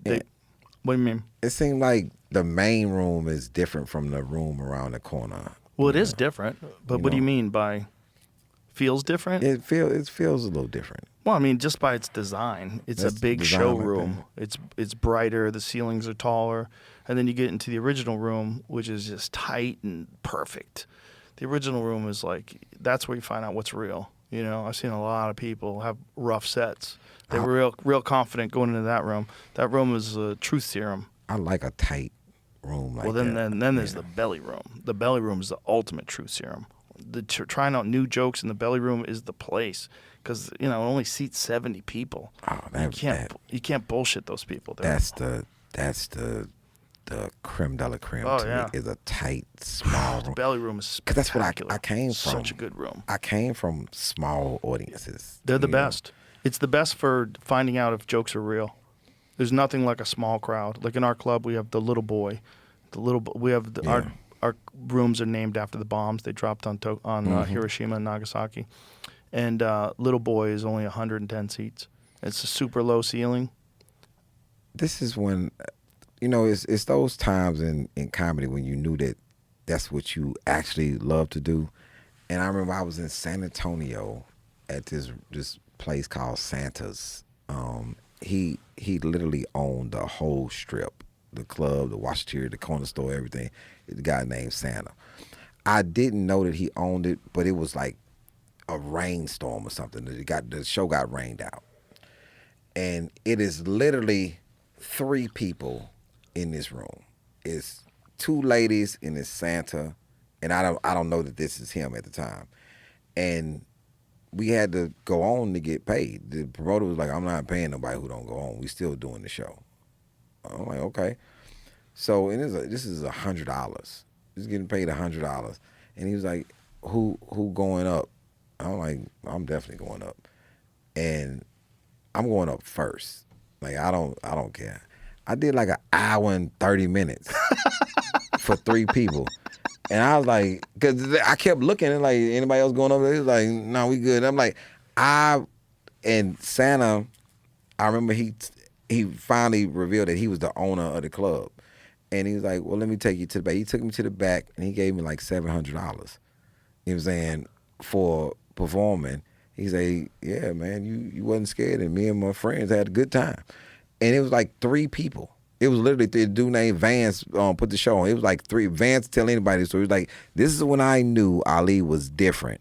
When he went out, 3 people, he went first, and he's like an hour and 30. And he was like, and it didn't look like he was coming down. I'm like, yo, bro, I'm here. This is what I do. And I need that $100. So so that's definitely some extra motivation. It's crazy that no one else wanted to go up. They was like, no. And another time I was at Wiley, it was a Wiley College, and Marcus was performing, and the mic went out. And it's like all these people in this auditorium, the same place they shot, Denzel shot the movie The Great Debate. So we in this auditorium, and the sound goes out. And they start ribbing Marcus, and I was in the back. I was like, what's going on? And he's like, the sound went out. And I walked out. I was like, what's happening? And I said, hold on, Marcus. Let me ask him something. Wait a minute. I know damn well y'all not in here trying to get somebody a problem because y'all got us in. We didn't bring this sound system. Got us in Fair East Side High performance, broken clock, and so I say, listen, Marcus sat down in the back. I was like, yo, this is what we gonna do. I'm gonna talk. Y'all gonna laugh. Then I'm gonna talk some more. But y'all can't be laughing all long because we don't have no sound. So I'm not supposed to use my real voice in this. So I'm at like 45. And then I look back at Mark, I say, hey, man, you want to come back up? Mark was like, no. Like, you got it. So I did like an hour and 20. He was like, yo, Ali's nuts. I'm like, no, this is what I do, and I'm going to figure it out. We did a show at the Improv once in Hollywood, and the power went out, and they were going to cancel the show. And we were sitting there talking, and I said, can we light the stage somehow? And they said, yeah, we can get a emergency light attached to like a generator, and we could put run the wires through the crowd and put an emergency light on the stage. I go, that's that. We'll do that, and then we'll just do stand up with no mic. And we did the whole show with no mic. It was the opening, middle, and then me. I did a full hour. It was amazing. Everybody had a great fucking time. It felt special. It felt very unusual. Yeah. You got to see what it's like when you don't have a microphone and you're projecting to the back of the room. Changed my pacing on things, but it was great. It felt cool. It felt like you were doing something, and the audience was into it. I go, look, we're gonna have fun, right? Like, fuck it. Who cares? This is never gonna happen again, probably ever. Yeah. I've been doing comedy 30-something years. I've never had that happen where I did a show with no microphone except that one. So this is the thing. These are the experiences that, as a comic going through the trenches, that some comics will never have. Right. Because they didn't come up that way. And you have a different set of chops when you come up a certain type of way. I've come up, and just joking had to be the craziest place. Because some nights you'll come in there, it's like 9 people, but these 9 people are into comedy, and Alice would be like, "We got to do the show. Like, it's not we don't have a limit. We got to do these people that's here." Because what the thing is, that whole idea that the show must go on regardless too. Well, I learned that from Paul Mooney too, and one of the things that I said, I did a show at the Comedy Store. It's like the first time that Mooney ever complimented me, and that I was always scared of him. Because like if Mooney didn't like you, it was terrifying. Because he was a legend. He was a legend. Wrote for Richard Pryor, and it was like the way he carried himself. Like, he didn't like you, like, and I was 27. I was young and stupid, and I went up because I would always go up last or late. I had late spots, and there was like 15 people in the room, but I did my act. And I heard in the back of the room, oh, oh. He was laughing, having fun. And then he grabbed me afterwards. He goes, you're a real motherfucking comic. He goes, that's what a real comic does. He goes, all these other motherfuckers, they went up there and they did, oh, where you from? Bitch, I know where I'm from. Tell me some fucking jokes. Do your fucking act. And that's what you did. And I was like, wow, Paul Mooney likes me. Whew. Me and Paul had a different type of relationship. Did you and Paul not get along? One, I have to always say I love Paul until I met him. It's like Paul was on some bullshit when I met Paul. Man, I was at the Improv and I was featuring for him, and the Improv had got me to feature for him, and I was like, cool, I'm excited. I get to meet one of my idols in this game, one of the people who changed the course of my pacing, because my lineage to sitting down, I passed through Paul. So it's, when I first started, I was a crazy man. I was all over the place, thought that you had to have all this energy. And then this guy named Dez White walked into the club one night. I was there, and Dez stood in the same exact place. He never took the mic out the stand, put his drink down on the stool, and Dez just stood there. And he was destroying this room. Never took the mic out the stand. And he always talking about, people say, Dez, why you don't take the mic out the stand? And he's like, because there's a stand. let it on the mic. So. Bro, some of my favorite comics don't take the mic out of the stand. Ron White. Yeah. Ron White just stands there with a drink on a stool, sometimes with a cigar, just killing with the microphone in the stand. Oh, man. Joey Diaz. Joey Diaz keeps the fucking mic in the stand, and he makes me laugh harder than any fucking human being that's ever lived. So I'm gonna finish Paul, then I'm gonna go to Ron. So what did he do though? So I'm in the green room, and at the old Improv where they had a downstairs, you would come through it used to be a rainforest cafe. Right. Yeah, so it was Spellbinders at first, and then it changed. So I'm sitting in the green room, and like it's a main part, then it's a smaller part. He walked into the small part and said, "Hey, go count the room." And I was like, "What?" "Yeah, go count the room." I was like, I don't work here like that. I don't count the room. And he was like, "Yeah, all right." Then he walked out, and then he came back like maybe 25 minutes later. "Yeah, tell you and your little white friend that it's packed out there, and I want my bonus." What white friend? What are you talking about? Raymond Cook is the manager of the club at the time. He was talking about Raymond, and I was like, "Yo, Paul, I don't count the room. I'm the feature. Why would I be counting the fucking room?" Like, and then he said something else negative to me, and I'm like, "Yo, Paul, if you say something else to me, I'm gonna kick your ass, Paul." Like, what is wrong with you? So I called DL. I'm like, "Yo, I'm about to fucking beat up Paul Mooney." He's like, "You can't beat up Paul Mooney. He's a legend." I'm like, it's like, even if you beat him up, you're still not gonna win. It's like it's gonna be a loss. So I'm like, yo. So then another time, and then later on that same weekend, he had this lady with him, and she was sitting at the top, and I was sitting up there, and she got up and she left her purse. So I didn't want to leave the lady's purse there. So I grabbed the strap and I got the purse like this. I came in. I'm like, "Hey, ma'am, you left your purse." And Paul turned on like, "What are you doing with her purse?" I said, "She left it." And then only thing in my head is, DL, you cannot beat up Paul Mooney. So I just walked out. I'm like, I'm going to fuck Paul up. What year was this? This is like 3 years before he died. And this was the old Improv. This is what I'd heard. Just for clarity, he was struggling in the last years of his life, so you probably didn't get the best version of Paul Mooney. So then we here in Austin.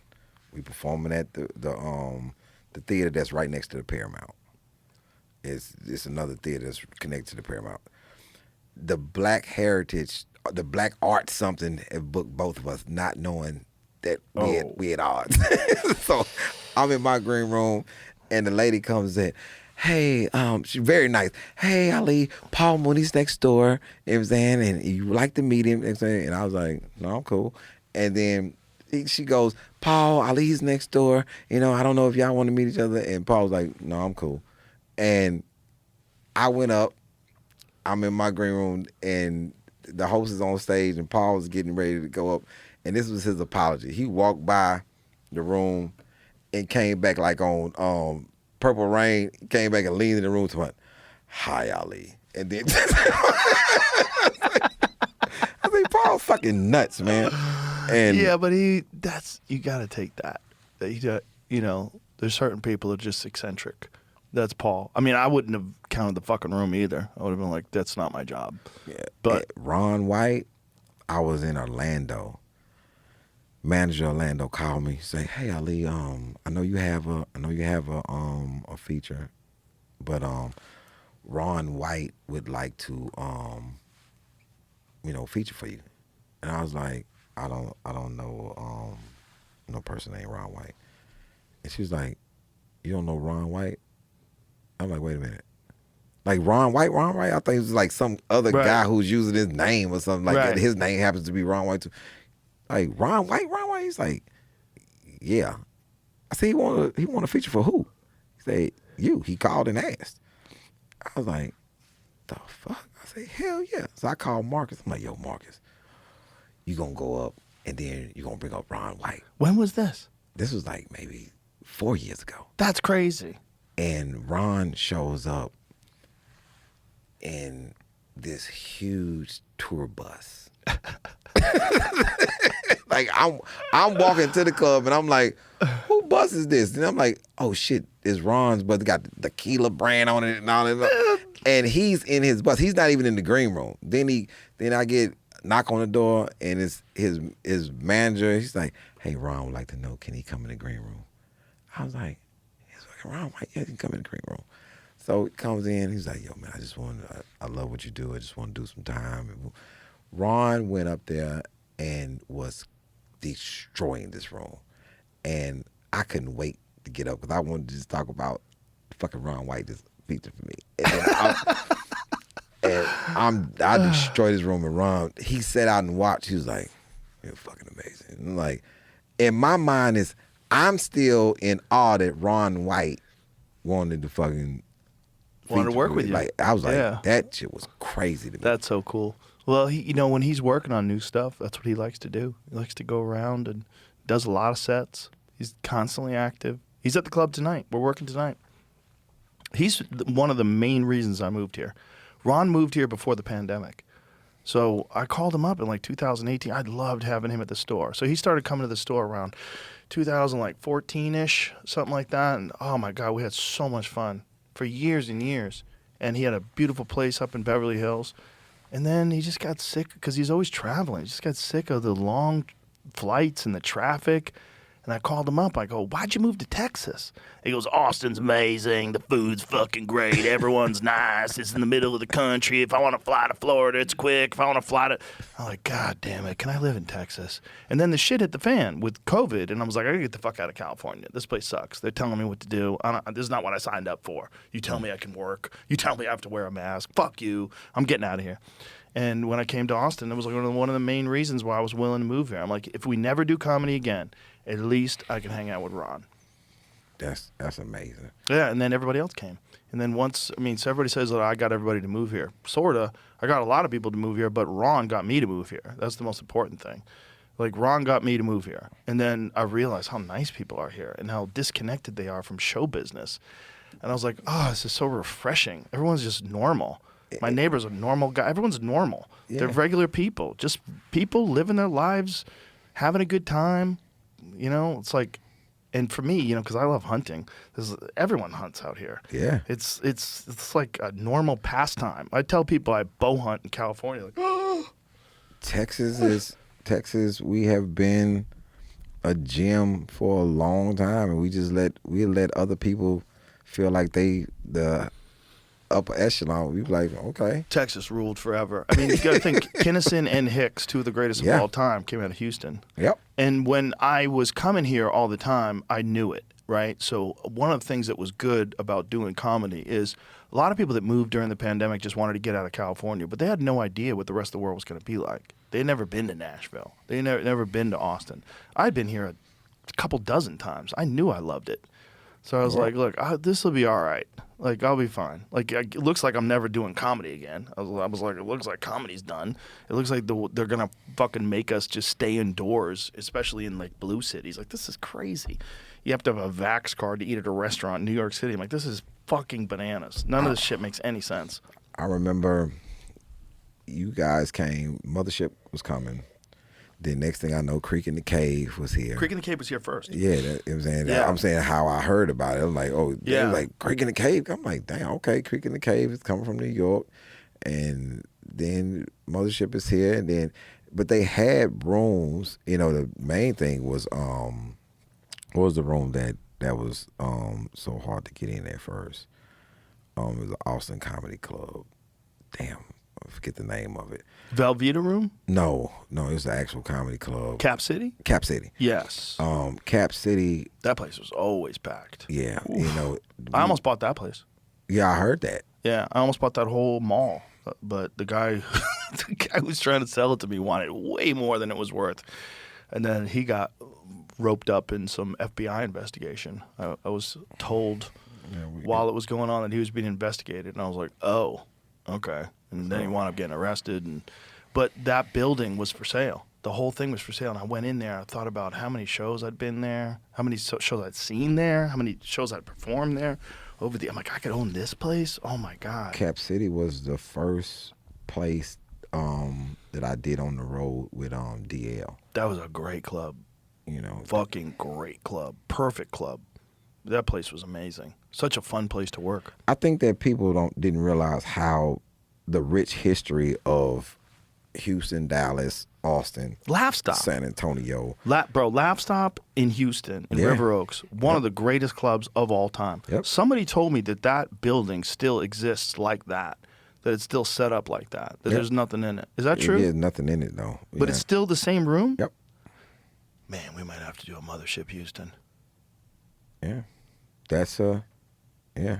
See, if there's another city that could support like a large group of talented up-and-comers, Houston's one of them.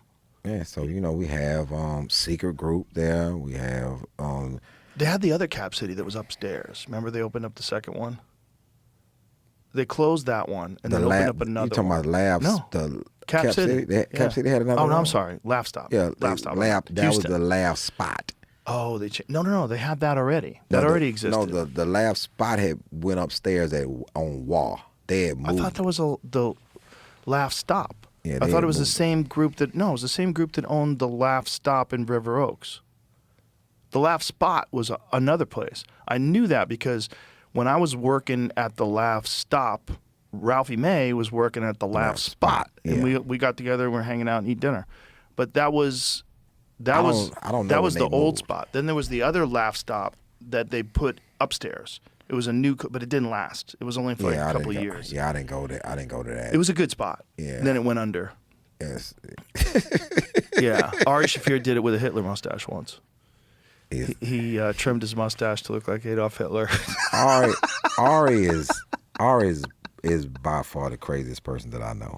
Like, I thought my Uncle Mac was the craziest person, and then I met Ari. I'm like, this is the craziest person that I know.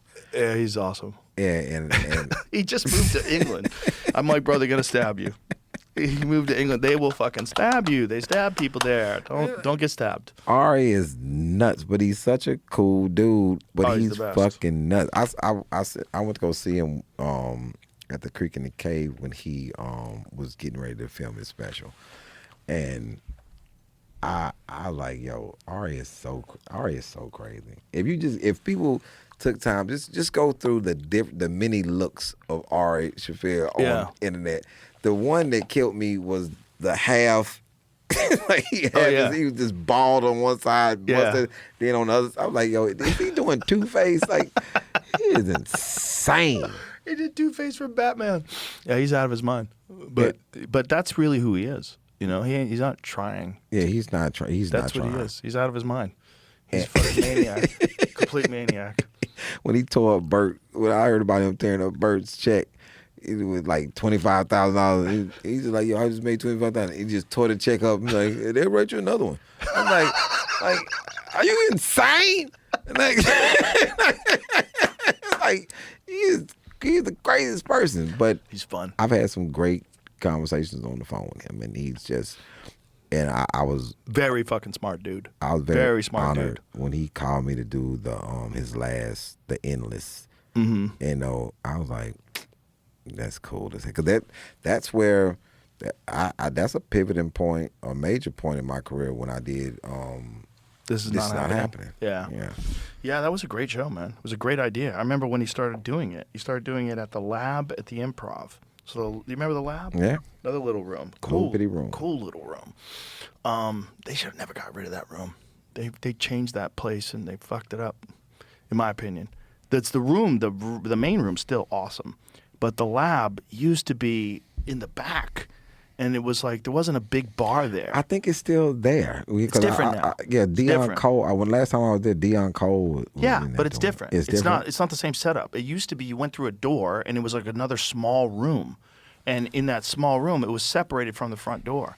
They moved the front door, and now everybody went in through the parking lot, right? And so they went into the Lab through the parking lot. So the front door was back there now, and when you would open it, it was all this noise from the street, and they had a curtain to block off the noise, and you'd hear people talk. They were like right next to your stage where they were buying tickets. It was annoying. And then there was the bar, which was right there. It's still a cool little small room once everybody settles in, but the original setup was way better.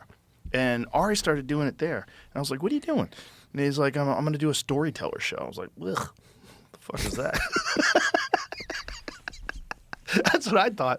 I was like, why are you doing that? And then he said, well, it really helps you without like having to have like punchlines and setups and have everything really tight. You could find the beats in a story. And I was like, oh, well, actually, that's brilliant. That's pretty fucking smart. It's a good alternative sort of way to develop bits. You know, you develop bits by working it out, but into a more loose format of telling a story. And I didn't even know that was the premise behind it, because when I got it, it was like you go on and you tell a true story, and I was like, okay, cool, that's my thing, right? You know, and I had just won Comedy Central's Comic to Watch in like 2013. So you get a package, you get an album, you get a half hour, and you get a chance to go on one of the shows that's already on Comedy Central. So they was pitching me the Adam Devine show, and I was like, I don't like it. And it was another show. I was like, nah, I'm cool. So every show that they would say that they wanted me to go on, I was like, no, that really ain't my thing. So then Chase DeRusso, young comic, called me and said, hey, listen, you might want to go on This Is Not Happening. I was like, what's that? He said, it's a show start on the internet. You know, I went on and I watched both seasons of it on the internet. And I was like, yo, this is the one. So I called Ann Harris, that comic. I say, this is a show that I want to do. And Ari didn't know me. You know, Ari's like, I don't know him. But Eric Abrams is one of the co-creators of the show. He's like, I know him, so he's pretty good. You should bring him on. And Ari tell anybody, he's like, I didn't know what he was going to do. But all I know, it was all you had to do was tell a true story. And I was like, perfect. Eric thought that I was going to do the story that I did on the second time that I was on. I was like, when I got there, I was listening to people's stories, and I was like, nah, I'm going to do a lighter story, because the second story is Mitchell. It's like when I was going to kill his CO. And I was like, nah, I should do a lighter one. And then I did the prison riot, which is affectionately known as Mexican Got on Boots. And Ari was like, the best fucking story I ever heard. I'm like, me telling the story about a prison riot. And I'm telling what happened. And I only did like 16 minutes of what happened. That was a whole that was a whole ordeal. Like, it wasn't a 16-minute ride. It was like 9 hours. Like, the whole thing is like 9 hours. I only told the beginning part of it, which was, pretty cool. You know what happened? How Ari lost the show, right? Yeah. Yeah. And so when the show came back, it was with Roy Woods. They called me to do it. And the loyal spirit in me, I called Ari first. I was like, hey, they want me to do this show. I'm really not fucking with it. And he's like, no, do it. I was like, what? He's like, I heard about all the stuff. He's like, man, do it. Eric is still shooting it. You know what I'm saying? So you should do it. He goes, we wanted you to be the host, but they didn't want you to do it. They got Roy, which is cool. I don't think they wanted anybody affiliated with Ari to do it. Yeah. So they were punishing Ari. So when they asked we should tell me, people why. So for people that don't know, Ari got a deal. He got an offer to do a Netflix special, and he wanted to do it. And they wanted him to do the special on Comedy Central. And he said, well, I don't have to. It's not in my contract. They said, well, if you don't do it, we're going to cancel your show. And he was like, wow. Mm-hmm. I can't believe you would do that. And that ain't what you tell Ari. Nope. No. So we were trying to figure it out. I offered to host it for free. I said, I will come in and host it. I'd already done it. So I'll come in and I'll host it for no money. I go, because he wanted to make sure that everybody was paid. He was going to take out a loan. And Ari was going to pay all the grips, all the camera people, because they, these people, they chart out their year. They're like, oh, I'm doing this is not happening for the next 6 weeks, and then I'm doing this for 5 weeks, and that's their year. And that's how they budget their life. And Ari decided that he was going to take out a loan to pay everybody. And I'm like, wow. I go, listen, man, tell Comedy Central that I'll host it for free. They weren't interested. They weren't interested in anybody affiliated with him. He offered up a bunch of other comics. Yep. They weren't interested. So I was in that group of the bunch, because I know it was you, it was Joey, it was me, Bert, and they just got me to do it. Once Ari told me it was cool, he's like, man, do it. Yeah, Ari would never try to stop anybody from working. So what I went on and did in my protest of, you didn't want Ari. So what I did was told a story about Ari. Like, I just told her, like, okay, cool. And like, my story is Mushroom Story, which is an Ari. So I was like, second season I did this show, Ari gave me mushrooms. and I went through the whole thing of what happened when Ari gave me the mushroom. I ate the mushrooms. I didn't know that they were mushrooms. I thought they was something else. And it was like I ate an eighth of mushrooms. And it was a long day. It was like, what a rude thing to not tell you to not eat all of them. And I remember Janice was my assistant, and I remember I had to fly the next day, and I'm still gone. I'm out of my shit. So I get to the airport and I called Janice. I said, Janice, people are going through this machine, and then I'm not seeing them anymore. And it's like, he's nuts. He's going, like, and Janice said they probably going to various places. And I was like, but I don't want to go to various. I want to go to Houston. so then when I get up to the TSA, I said, hey, I'm seeing a lot of people go through this machine, and then I'm not seeing them anymore. Where are they going? The man said, man, various places. And I got out the line. I called Jan. I said, you are right. They are going to various. Jan's like, he's nuts. Like, he's losing it. I'm like, yo, I was so toasted, and just getting on the plane with still full of mushrooms. It was, I wanted to just close my eyes, but the shit just wasn't working. It was like, I was out of it. Mushrooms is a crazy thing. It's a crazy thing. And that same week, because I was there for a couple of days, Joy Diaz gave me a black star. And I remember calling somebody, he was like, yo, don't you eat that shit. Like, he say, if you want to lose it, don't you? So this is an episode of I'm on Joy Diaz. This is back when I was smoking. I took an edible with the Flying Jew, and me and him, it's like you literally see us. I was fine at first, and then Joey's the only person that's in this studio that's still together, and you just slowly see us just melting. We both did, and then I know I was speaking very good English at one point. Then it was like, yeah, so Joey was like, oh, I understand. like I don't understand what I'm The saying. Church of What's Happening Now had some of the greatest overdose on weed moments ever in the history of the internet. Just seeing Lee Syatt just melting. He can't keep his eyes open. He's just melting in his chair. It was like, at first I was like, yo, he's tripping. Then all of a sudden I'm like, this is not happening to me either. Like, it was crazy. Joey Diaz doesn't give a fuck. And then He goes, I want to see the devil. the other side of the story is another comic with me named Billy Sorrells. He had taken some edibles, but he ain't on the show. So he's outside. He didn't just melt it outside. Like, he just sitting on the ground outside the studio like, yo. Those black stars are 500 milligrams. Yo. That was, I saw Joey eat 2 of those once. He just chucked down 2 of them. I'm like, that is so crazy. That's so much. Jamie doesn't feel it. Edibles don't work on him. What? Jamie's got some weird fucking biological condition. Throw it at me. I'll try it. Yeah. I'm not afraid. He doesn't give a fuck. He's not scared of edibles at all. I've done 2 different types of mushrooms. I didn't know that there were.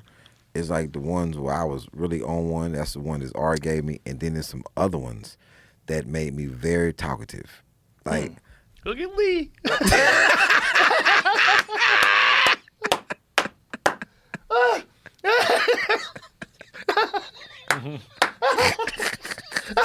drool on his shirt. Bro, he's in another dimension right now.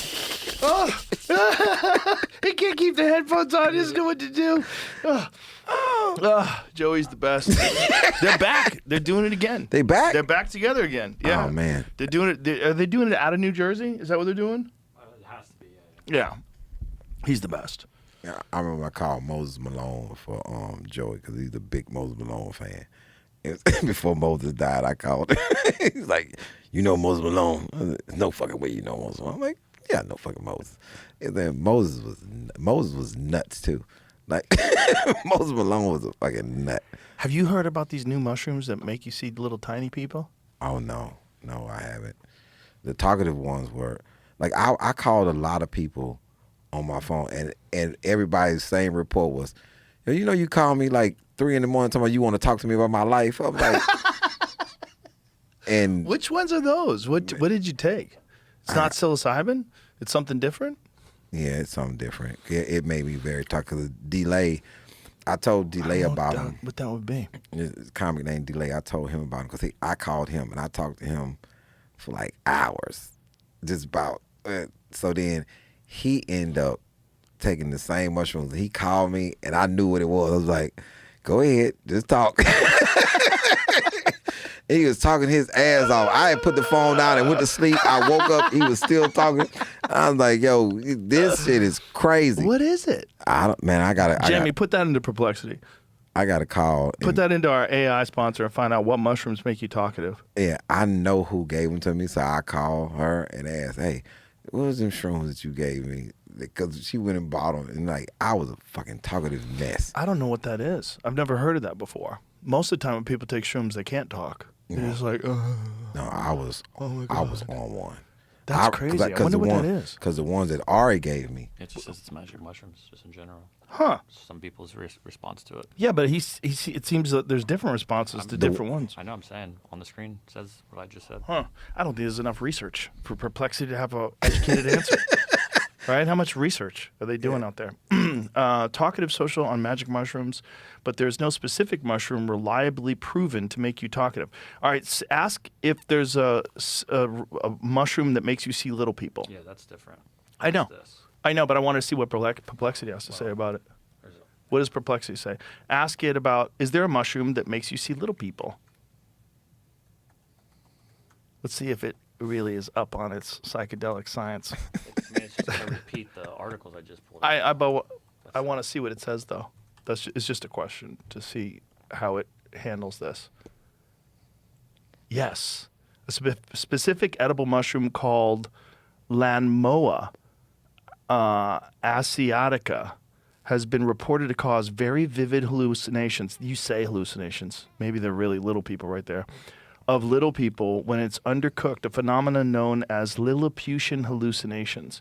See, but the thing is, how do you know it's a hallucination? Maybe you're just now can see these things that people have been writing about for eons. How ignorant are people? And how arrogant are we that we know everything that's going on all around us all the time? We don't. People have always thought gremlins were real and gnomes were real. And fairies. Studying that since the 60s. Of course they have been. I'm studying it right now. Let's study. Let's go study mushrooms. Man. Yeah, they've been studying it, but like the real problem is there's got to be a bunch of. I know for sure there's other strains that are much more potent because I know a guy who's a mushroom guy. He's like deep in the world of mushrooms, and he was explaining to me that there's one that's like 10x stronger, and there's new ones that they found. I think they found a new one. I want to say in China they found a new hallucinogenic mushroom. But this Lilliputian one is weird because it's not psilocybin. So when it's cooked, this has something to do with cooking it. Yeah. Once you're normally supposed to eat them raw. No, it's that I think this might be the Chinese one because I think it's is it? Mm-hmm. Yeah. Okay. So this is I conflated the two. China so and they the eat it. Philippines. If you cook it and you do a real good job cooking it, you don't trip. But apparently some people have not cooked it and eaten it and go, oh, wait a minute, what are we cooking out of this? When you might be cooking out whatever the mushroom is giving you to let you see the spirit world or see the fairy world or the gnome world or whatever it is. It even says restaurant. You can get it in restaurants. Let's go. Yeah. I'd be like, hey. Undercook my... just put it on some salad dressing. Send that shit out. Yeah. Let's go. I don't have unfortunately, I don't have a problem with mushrooms. I think that... And I just like being... Unfortunately? What do you mean? Because, some people like, you shouldn't be on there. I'm like, but... I don't have a problem with mushrooms, and especially if I'm in a safe environment. But being at the Lowe's on mushrooms, that's not the best place to be. Like also trying to fight it. If you fight it, you're fucked. If you start going and you start no, I don't like this. Like it's gonna get dark on you. It's going I've to had wrestle them, with it. I've had them in chocolate. Like little chocolate squares, and it's been a time. It's been a time, but sometimes it can get rough. To see little people, I definitely want to be somewhere where I just need to be somewhere safe. Brian Simpson has a hilarious story about someone gave him a mushroom chocolate bar, and he put it in his freezer and forgot that it was a mushroom bar, and they just ate the whole thing, and just went to Pluto. He's like Dr. Manhattan sitting on Mars in a fucking lotus position. This one's kind of strange. It says, doesn't matter who you are or what you do, you're going to have the same experience as everybody else who's done it. Okay. At that point in time, when do we start to say maybe there's something in this substance, this compound, this molecule that lets you interact with something that's real, that's around you? If it's repeatable over and over and over again, if all these people see the same thing over and over and over again, and people have been writing about it since the beginning of time. They've been writing about elves and fairies and gnomes and magic people in the woods. What do you think they were doing? They were probably eating these fucking mushrooms. So it's this show that I watch that I still don't know what this show is about. But I'm on season number 4. And I have no idea what show is it? It's called From. I've been watching it. I love that show. I'm in the middle of season 4 right now. And so he's taking mushrooms. The one guy did, yeah. Well, spoiler alert. Spoiler. No, but you know. Spoiler. But you know already. Big spoiler. I know, but the people that are listening don't know. Hey, the people. Yeah, it's still gonna be fantastic. Don't fuck this up. It's good. No, it's on MG. No, they're moving. It's on it. Paramount. They moving it. Oh, one of these new shows that's been talked about is getting moved. No. That's still on Paramount. Yeah, I think it's MGM. I think it said MGM. Yeah.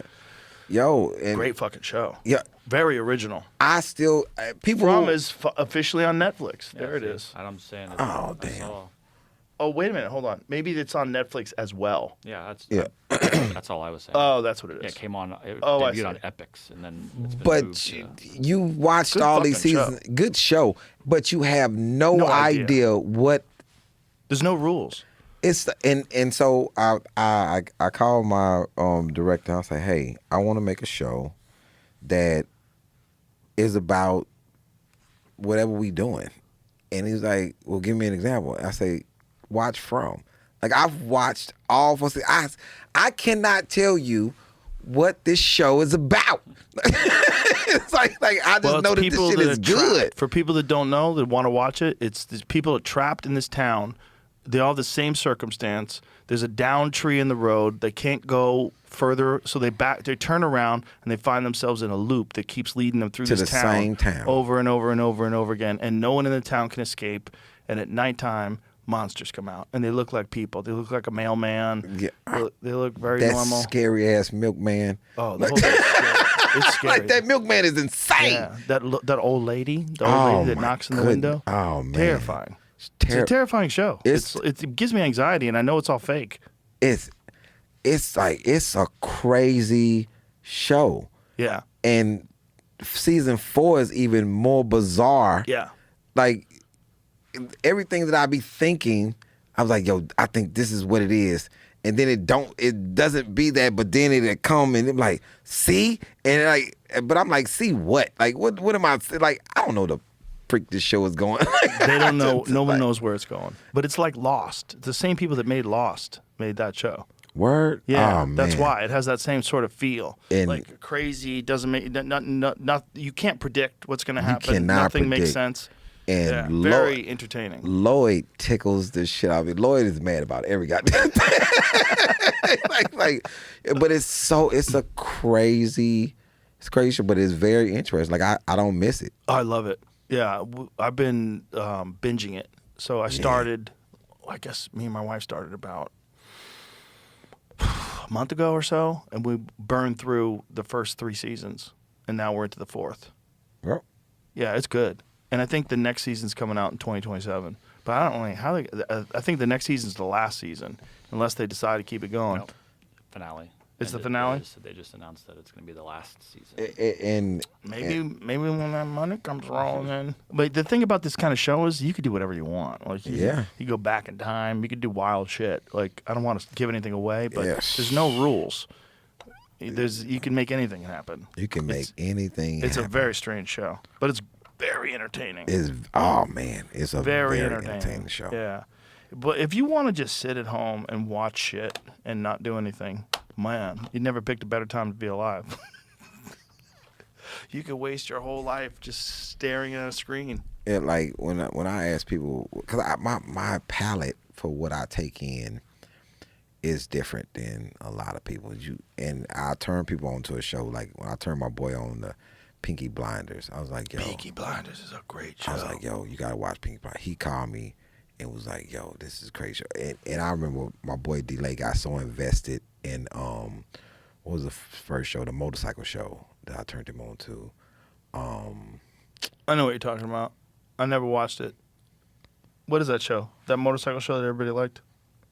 You know what I'm talking about, Jamie? Sons of Anarchy. That's it. Sons of Anarchy. I turned him on to Sons of Anarchy. And it's a person on there that you kind of get invested in. And I remember he called me and said something about him. And I was like, yo, who? Like, who? What you say? And I'm putting on my shoes. And then I noticed, are you talking about the person on Sons of Anarchy? He said, yeah, that's fucked up what they did. I was like, yo, you a crazy man. He's like, no, I'm so invested. And like, I was like, yo, man, you are a wild person. But, Sons of Anarchy, Pinky Blinders, like, I was big on Yellowstone. And now the 2 spinoffs of Yellowstone, Marshalls and the Dutton Ranch, I can't not watch it. Like, it's some good shows out there. And I just can't watch the typical stuff. I got to watch something that has a little more to it than what normal people would watch. Because I like to see normal people in shows, like something I can relate to. The Dutton Ranch, being Texas. How ranching is, this is how I always experienced how ranching goes with cows and how you keep your land and all these different fights that people have over land. I'm like, shit is pretty interesting. It's very interesting. Yeah, Taylor Sheridan's a friend of mine. The guy made that. He was on here the other day talking about it. But the other show that I love is Landman. Same kind of deal. Mm-hmm. It's all about the oil industry. Yep. You just realize, like, oh, Jesus, is this how all this works? Yeah, it's other things happening in life, and it's way more notorious people than a drug dealing show. This is, man, crude oil is a business. So it's such a big business. Of course, you're gonna get devious shit going on. You're gonna get shit happening. Has to. Yeah. The real world of oil must be nuts. It must be nuts. I mean, that's why we're in war right now. And you have to be ruthless. Yeah. You know, with oil. Like, that's a big thing. And I don't understand fake meat. Like, why would people be giving somebody fake meat? Well, because they make money selling fake meat. That's why. That's fucking silly. I mean, that's what a lot of people were trying to push while they're saying that cows are bad. Cows, the methane, the environment, man. It's bullshit. All they're doing is someone is pushing this idea that we need to stop eating meat because they're profiting off of us not eating meat. That's what it is. That's all it is. It's not bad for you. It's good for you. You need it. It's protein. It's super healthy. One of the best foods in the world for you. There's just a bunch of horse shit out there saying that we need to eat less meat for the environment. No, we need to figure out how to not pollute. That's for sure. But regenerative farms aren't polluting. You're full of shit. It's not true. You know, if you want to say we need to stop doing factory farming, okay, maybe. Yeah, that's probably a good thing to do. But you need to figure out how to feed all these fucking people. You've developed a system that's entirely reliant on massive amounts of animals moving through. The amount of chickens that people eat in America every day is crazy. Yeah. What are the amount of chickens that get consumed in America every day? Let's guess. 20 million. At least. I want to say 50 million. 50 million chickens a day. How many million chickens a day get killed? Well, that's a different question. Oh, okay. How many do we eat? How many millions of chickens do we eat every day in America? Because I know I can account for 3 in my house. 22 million? 22 million chickens million. every day, son. That's nuts. That is a crazy amount. That's way bigger than the entire residents of Los Angeles. If every person was a chicken, we eat that amount in this country every day. That's crazy. In my home alone, if we roasting chicken, if we going to get a roasted chicken, we're going to get 3 of them. Because it's going to... I didn't even know that I could eat a whole chicken by myself until I did it. It's like, yo, man, this Muslim grocery store, they sell them in there. It's already roasted, and you get 2 garlic sauces with each chicken. And once you dip a piece of that chicken in that garlic sauce, it's not gonna survive. Like, it's like I bought 3 of them because I know if 2 are gonna make it home, I have to eat this one by myself. And they put it on a piece of pita bread. It's already roasted, and it's insane that I would eat a whole chicken by myself. Estimates suggest 24 to 26 million chickens are killed every day in the United States for meat.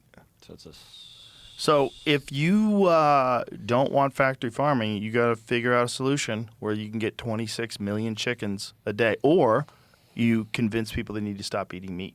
But if we look at, like, say if I'm looking at a show, Game of Thrones or House of Dragons, when I would see them sit down to eat, it was a lot of meat on that table. Yeah. Variations of meat. It's a whole...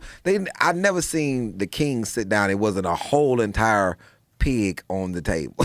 Right. And then if you... Most people haven't bought a lamb. And you think that a lamb is enough. It depends on on who's there.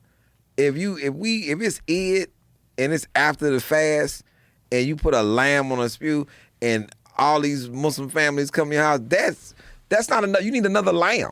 You need 2 lambs, like whole lambs. Like meat is delicious. It's great for you too. Don't let anybody tell you any differently. Oh, they can, but I'm not really listening. Like when somebody tell me about a vegan situation, I'll listen to you, Good but luck. none of it is going in. It's like, you know, I say something comes in one ear and go out the other. It's not even going in the ear. It's like it's like I've already made my decision. Like, okay, I feel you, but I'm not really listening to you. I'm eating the lamb, goat. I'm eating it. Life eats life. It's just the factory farming thing is the uncomfortable part. That's the gross part. And if you just were on a ranch, it's natural. It's natural. If you want to get overtaken, just let the animals just do their thing. Exactly. And see how many. See. Don't you see I Am Legend taught you that. Yeah. It's like, yo, how many antlers ran through a play? It was a stampede. Like, so even like with the thing that happens in the ocean, sardines, right? So all these mass sardines come one spot, then the whales come first, then the sharks come, and then we still get sardines. After all of this ecosystem is eaten, we still get sardines. You're not running out of natural if you let everything do its thing. You know, do you know how many jellyfish it is? Somebody should start eating them. You know what I'm saying? Because that is a crazy jellyfish can mob out. Like mob out. And they can kill you. Yeah. Somebody eat them. Something eats them. You can eat them at Chinese restaurants. I've had jellyfish before. Was it good? I don't remember it being good. I don't remember where I ate it, but I remember someone cooked a specific type of jellyfish, and I was like, okay. So I didn't even know you could cook that. In Texas and Louisiana. What kind of jellyfish are edible? Find that out. In Texas and Louisiana, the amount of crawfish that we eat in 2 months is literally insane. Imagine if they didn't. Imagine how many crawfish would be. Imagine. I know I can account for at least 50 pounds by myself. Like, I know I can. Think of how many crawfish there would be if people weren't eating them. Like, when I was a kid, I grew up in Florida for a while. We lived in Florida, in Gainesville, and there was alligators there. Gainesville, Florida. But they were protected. Wow. Back then, the alligators were protected. Like the Everglades? Well, it wasn't the Everglades quite. Here, okay, hold on. Edible jellyfish. Best known edible species used in Asian cuisine. Oh, boy. Try to say that word. Ropilema esculentum, often referred to as the Japanese edible jellyfish. That's a lot easier. Salted and dry. Or flame jellyfish. Yeah, so there's a few different species of jellyfish. Anyway, my point was when I was a kid, alligators were protected, and they were at this lake, and you could see them, and people would throw marshmallows in the water, and the alligators would eat them. And then now there's too many. Like, there's so many alligators there now. Like, they can't get rid of them. They're in every body of water. Everywhere you go, there's alligators. Yeah. The entire Everglades is filled with alligators. Golf courses filled with alligators. I remember when that kid got eaten. At Disney World? Yeah, and I was like, yo, that's insanity. Because I don't trust a puddle of water in Florida. No. A puddle. It could be a puddle. I'm like, it's an alligator in there. It's like, but no, what they removed 400 some odd alligators from Disney World. Oh, they remove them all the time. They have to check every day. Like, it's they have like to go back there and make sure that there's no alligators. It's like a huge number that they. It's a huge number. Yeah, like that's like maybe 24 this year, 40 or something this year, but it's 400 and something overall. Like, that's insane. You know, Disney World has a bass fishing lake. You can go bass fishing at Disney World. There's like a little trip that you take. You go there. 414 alligators removed from Disney World since toddler's death 10 years ago. That's a lot of monsters. It's a lot of monsters, man. They're legit monsters. I remember when I was in Guam. I was in Guam doing a show, and I think the military had moved there, and it was a bird that they was trying to protect. And so they killed all these snakes. And this is how, when you change the ecosystem to something happens. So the snakes, not only were they eating that bird, but they were eating and controlling the toad population. So when they got rid of the snake, we were coming back from the show, and it's literally hundreds of thousands of frogs that come out at night. They everywhere. It's like you just see them flat in the street because you can't miss them. It was hundreds of thousands of frogs on Guam, and I was like, yo, man, people fuck up everything. They got to do something, man. People meddle. Yeah, they got to bring the snake back. Yeah, got to bring the snake back. Stop your bullshit. People just meddle. I mean, there's so many countries that are infested with animals that people brought in to kill other animals. You know, like Australia has a giant feral cat problem. They brought in feral cats, I think, to kill it. I forget what species. I think it was a toad they were trying to kill off. My neighborhood has a goddamn cat problem. Like, in my neighborhood is like one cat has some babies, and my family had something to do with it. We fed the cat, and then of course, shit. Of course, you want to be nice. Meanwhile, they're killing billions of birds every year in this country. Cats, I love cats. Though, I love cats too, but they kill billions. House cats kill billions of birds and mammals in this country every year. If you don't have a bug problem if you have a cat in your house, because we had these water bugs, they call them cockroaches, but I've watched it before I left. The cat that just outside, he was just slapping one around. It's like 5 of them dead out there. He was just slapping one around, like just toying with him. I'm like, but I don't mind because then they never make it into my house. It's like cats are. You know about the 4 Pest campaign that happened in China in the What 50s? is that? What'd they do? It explains it to you in these little 4 Under points. Mao, aimed at exterminating rats, flies, mosquitoes, and sparrows as a part of the Great Leap Forward. It was framed as a public hygiene and agricultural protection drive meant to reduce disease and protect grain from being eaten or contaminated. Mass mobilization methods included trapping and poisoning rats, swatting flies and mosquitoes, and organized efforts to scare and kill sparrows.